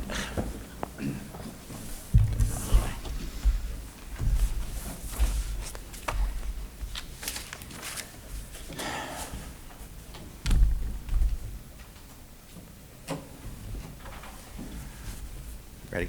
Okay. Chairman Barrar, Co-Chairman Ferry, Representative Struzzi, members of the committee, thank you for the opportunity to offer comments regarding House Bill 1773, establishing the First Responder Loan Forgiveness Program. My name is Jerry DeGennaro, and I'm the coordinator of the Westmoreland County Community College Public Safety Training Center. I am a retired veteran, 28 years active Army, Army Reserve, and Pennsylvania Air National Guard. Since 2004, I've been a Pennsylvania State Fire Academy local level instructor, and I am a past president of the Pennsylvania Association of Hazardous Materials Technicians. I've been a volunteer firefighter for over 26 years, serving in Montgomery, Dauphin, and Allegheny counties. Westmoreland County Community College is in southwest Pennsylvania, approximately 40 miles from downtown Pittsburgh. For the 2017-2018 academic year, that's 2017 fall, 2018 spring, and 2018 summer, 7,701 undergraduate students took classes through Westmoreland County Community College. During the 2018-2019 school year, the Public Safety Training Center trained over 3,700 students in the fire and EMS disciplines. That was a 143% increase over the 2017-2018 school year. In November 2018, the Senate Resolution 6 Commission issued a report detailing the status of EMS and fire services in the Commonwealth. The report recommended that resources, funds, and legislation changes be swiftly enacted in order to improve the infrastructure for public safety in the Commonwealth. Westmoreland County Community College, as well as the other Pennsylvania community colleges and educational training agencies such as Indiana University of Pennsylvania, are uniquely positioned and eager to work with the policymakers to address a serious threat to the Commonwealth. Emergency services are essential services to Pennsylvania communities, the same communities that community colleges are dedicated to serving. Westmoreland County Community College is committed to working with our educational partners, local and county and state governments, to ensure that Pennsylvania communities have the emergency services workforce they need. Pennsylvania's 14 publicly established community colleges organized under Article 19A of the Public School Code are collectively the largest provider of public post-secondary education in the Commonwealth. For over 50 years in a variety of educational settings and across various delivery systems, the colleges have demonstrated agility and flexibility in designing and offering academic and workforce programming to meet the needs of the students, employers, and communities they serve. The SR6 report correctly noted that prior to 2005, Pennsylvania's community colleges were a significant provider of high-quality, affordable public safety training center for emergency services. Under the previous training and funding model, thousands of individuals participated in credit and non-credit programming that qualified them to provide these essential services in their communities. However, in 2005, funding changes significantly increased the cost for community colleges to offer the programs, resulting in declining enrollments and, in some cases, program closures. While some community colleges have been able to continue offering programs, there are still significant challenges in doing so. Nevertheless, Pennsylvania's community colleges provide training. The Pennsylvania Commission for Community Colleges estimates there were more than 80,000 registrations for firefighting and EMS training in Pennsylvania's community colleges in the 2017-2018 academic year. House Bill 1773 establishes a program to provide tuition assistance for emergency services personnel to pursue a post-secondary credential. Eligible students would receive tuition assistance to attend an approved institution of higher education, including community colleges. Westmoreland County Community College supports House Bill 1773. We know that many students who complete our emergency services training would like to be able to attain a post-secondary credential, but cost is a barrier. The program established in House Bill 1773 would provide these individuals with the financial support they need to pursue their secondary educational goals. If enacted, Westmoreland County Community College is committed to working with the agency to ensure full and efficient implementation of the program. Based on our experience, we believe a program such as this could be helpful in attracting and retaining individuals to serve the Commonwealth in these critical positions. The mission of Pennsylvania's community colleges is to offer an affordable, accessible environment for all of our students to navigate their post-secondary study and realize their post-secondary educational goals. The colleges are particularly well-equipped to support individuals involved in the first responder loan forgiveness program through the range of academic and non-academic support offered by the college. We congratulate the chairman, the sponsors, the committee, Representative Struzzi, for addressing this important issue. We look forward to working with you to ensure a post-secondary education credential and that ensuring a post-secondary educational education credential is available and affordable to all, including those in the fire and EMS communities. Thank you. That's my prepared testimony. I'm available for comment. Question. Any questions from the committee members? Well, thank you very much. I actually sit on the Board of Trustees of the Bucks County Community College. Okay. So I know of the importance that our community colleges serve. So I thank you both for your testimony on this issue and also what you do to further educate the people of our Commonwealth. So thank you very much. I would like to thank Mr. Simon again for, Mr. Simmons, excuse me, for again hosting us here. I want to thank everybody for taking the time to be here. President, thank you for being here as well. I know you have a very busy schedule. I also want to thank Representative Struzzi and his staff for helping organize this hearing. You did a fantastic job. I want to thank the members and the staff for being here today. I know many of you have traveled a great distance, and we will close with closing remarks from Representative Struzzi. Thank you. I don't want to keep anyone any longer, but I also appreciate everyone who worked together to make this happen today. I appreciate the committee traveling to Indiana County, obviously a very important issue. Some of the feedback I think will make both these pieces of legislation better, and I look forward to working with everyone to make sure that we are solving this crisis of volunteerism. I understand that it is a cultural crisis as well, but the alternative to not having volunteers is to pay firefighters and emergency responders. And who's going to pay for that but the taxpayer? So I appreciate everything that everyone has done today. I appreciate everyone who volunteers, and I think we have to move this legislation forward. So thank you for support of both these bills. Safe travels. Thank you. Thank you. The hearing's adjourned.